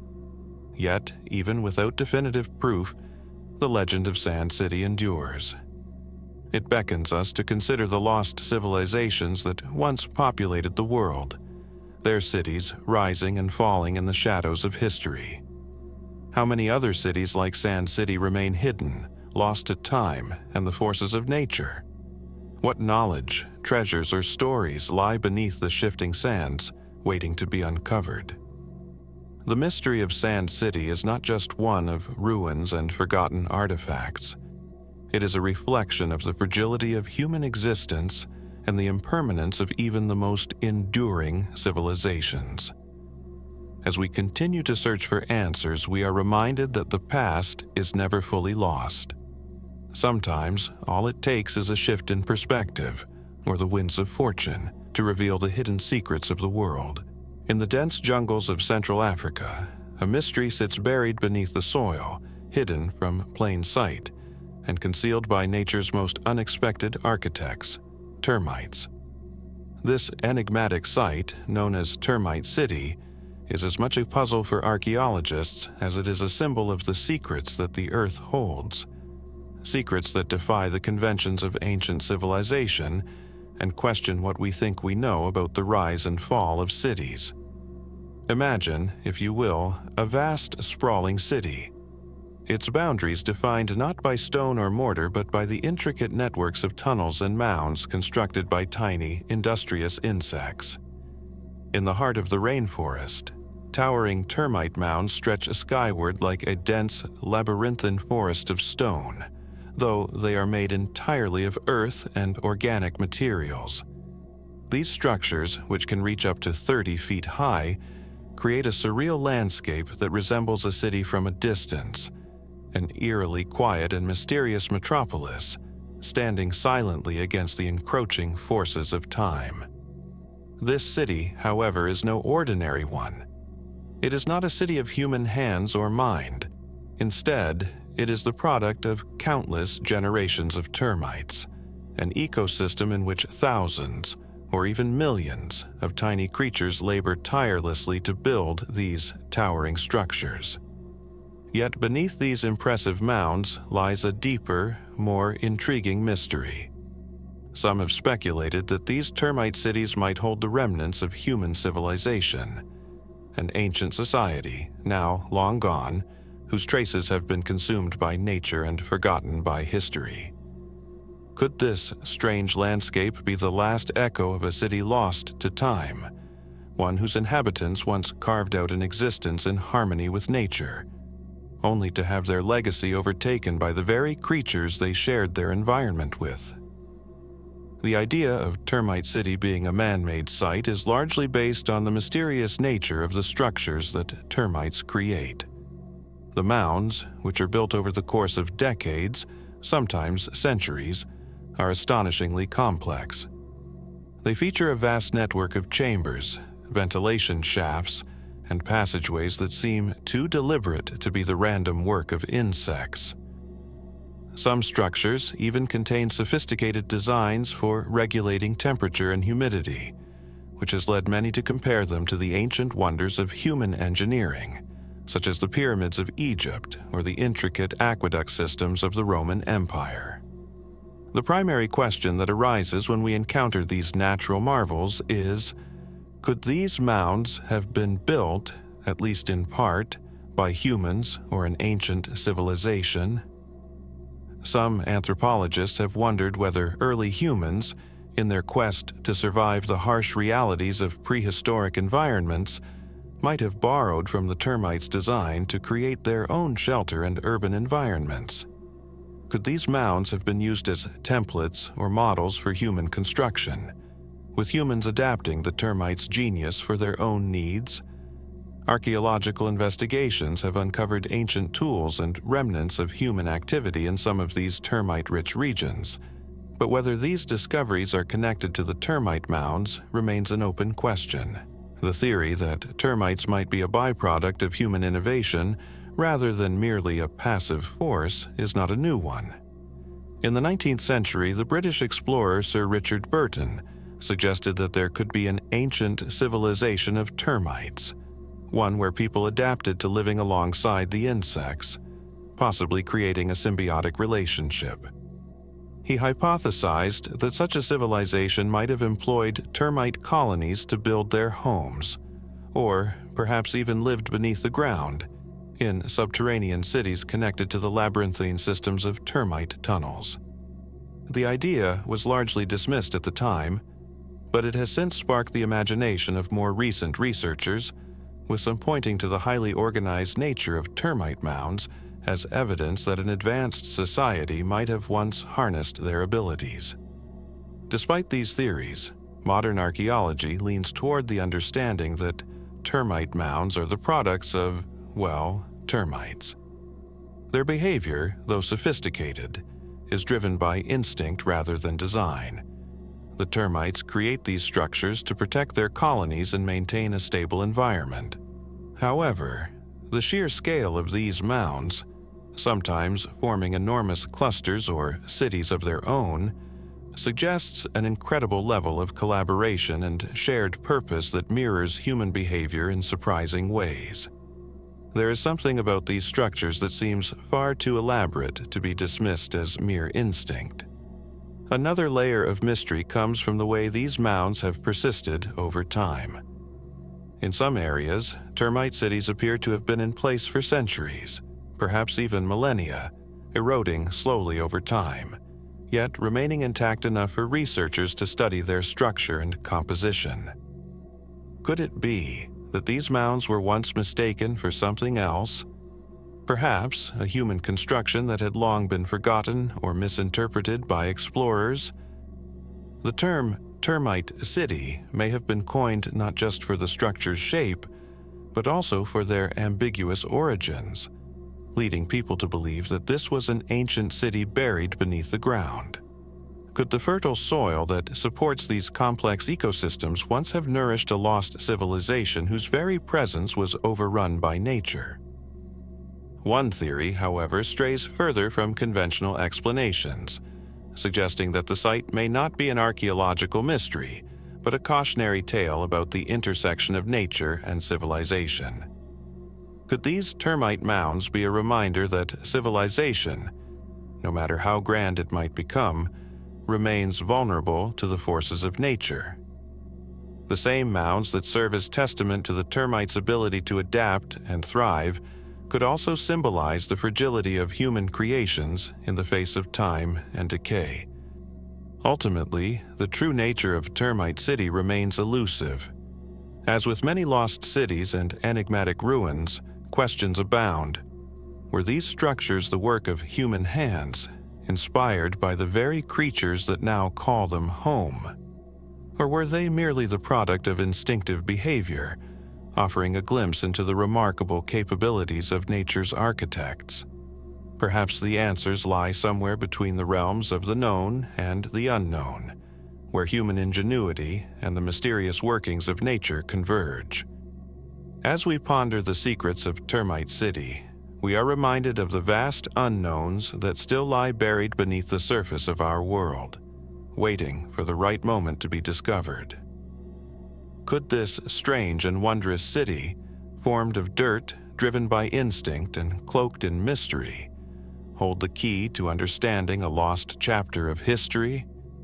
Time, as always, may have the answers, though it remains to be seen whether they will ever be revealed. The sands of time move on, and Termite City waits in silence, its secrets locked in the earth, just beyond reach. Nestled deep within the marshlands of northern France, a place of haunting beauty and eerie mystery lies hidden beneath the shadow of time. Black Venise, as it is known, has long been shrouded in myth, its name conjuring images of a forgotten city, buried by the forces of nature and the passage of centuries.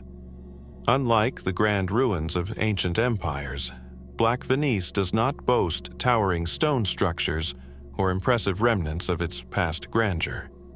Instead, it is a place that seems to slip between the cracks of history, elusive and half-forgotten, its story fragmented and obscured by the mire of legend and the passage of time. The name itself, Black Venise, evokes an air of mystery, conjuring comparisons to the renowned canals of Venice. Yet the reality of this hidden place is far darker and more cryptic. The city, if it ever truly existed, is believed to have once flourished in what is now a vast marshland, its people living in harmony with the water, much like the fabled city of Venice. But while Venice stands proudly on the surface, Black Venise lies beneath the water's surface, submerged and almost entirely lost to the world.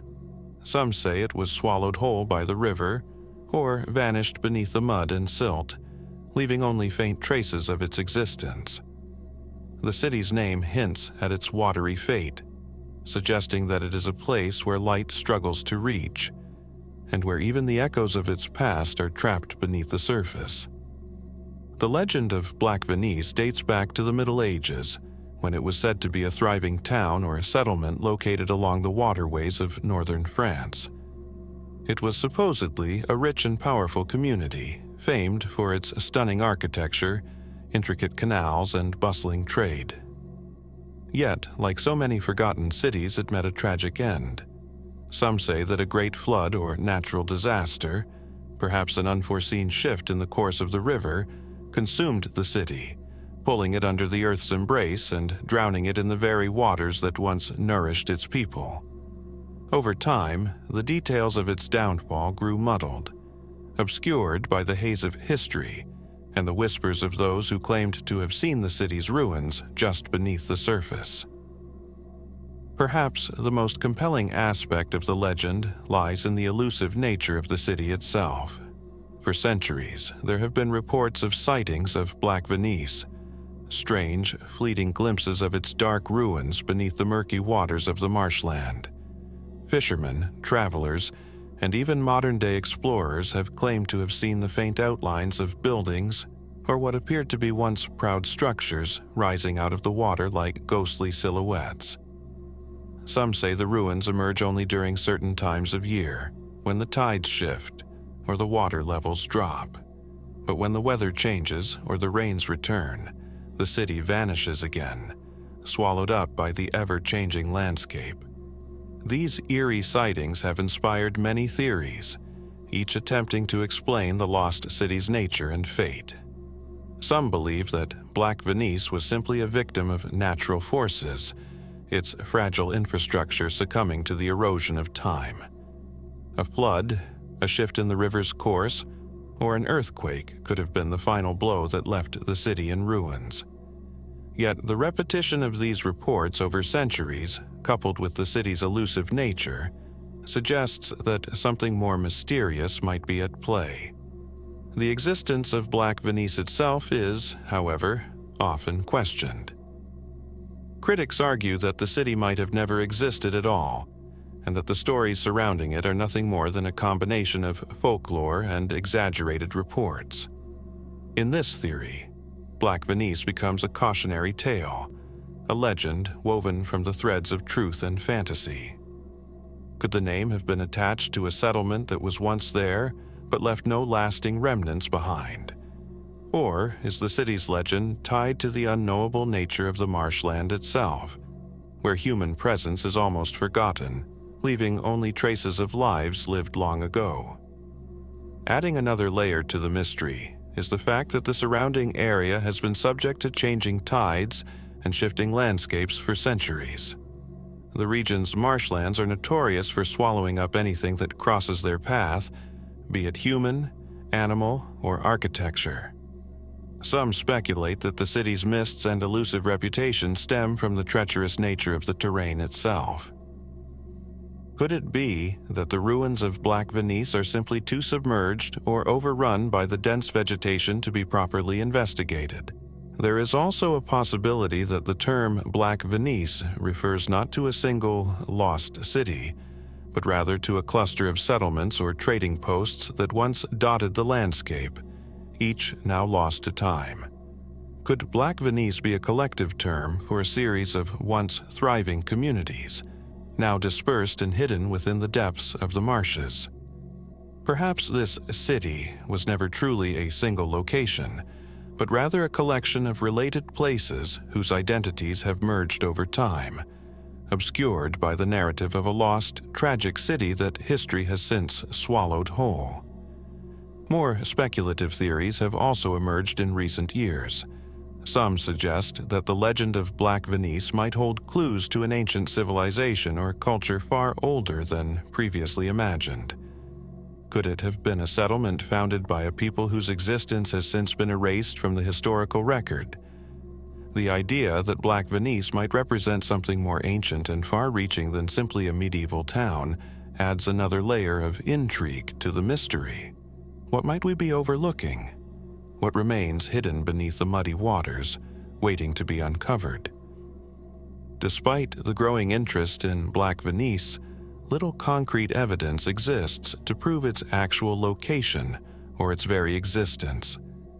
Archaeologists and researchers have ventured into the region, probing the depths of the marshes and studying old maps, but no definitive archaeological findings have emerged. Some have even suggested that the name Black Venise could have been used as a poetic metaphor for the disappearance of an important town or trading hub, swallowed by the encroaching waters or lost to time. As we reflect on the enigma of Black Venise, we are reminded that history is often a patchwork of fragmented stories, mysteries that shift and morph over time. Perhaps Black Venise is a city that was never meant to be found, a legend as fluid and changeable as the waters it was said to have once occupied. Or perhaps the truth lies somewhere beneath the surface, waiting for the right moment to reveal itself. What was Black Venise? A forgotten city, lost in time, or simply a legend built on the murky depths of history? Only time will tell if we are ever to uncover the truth.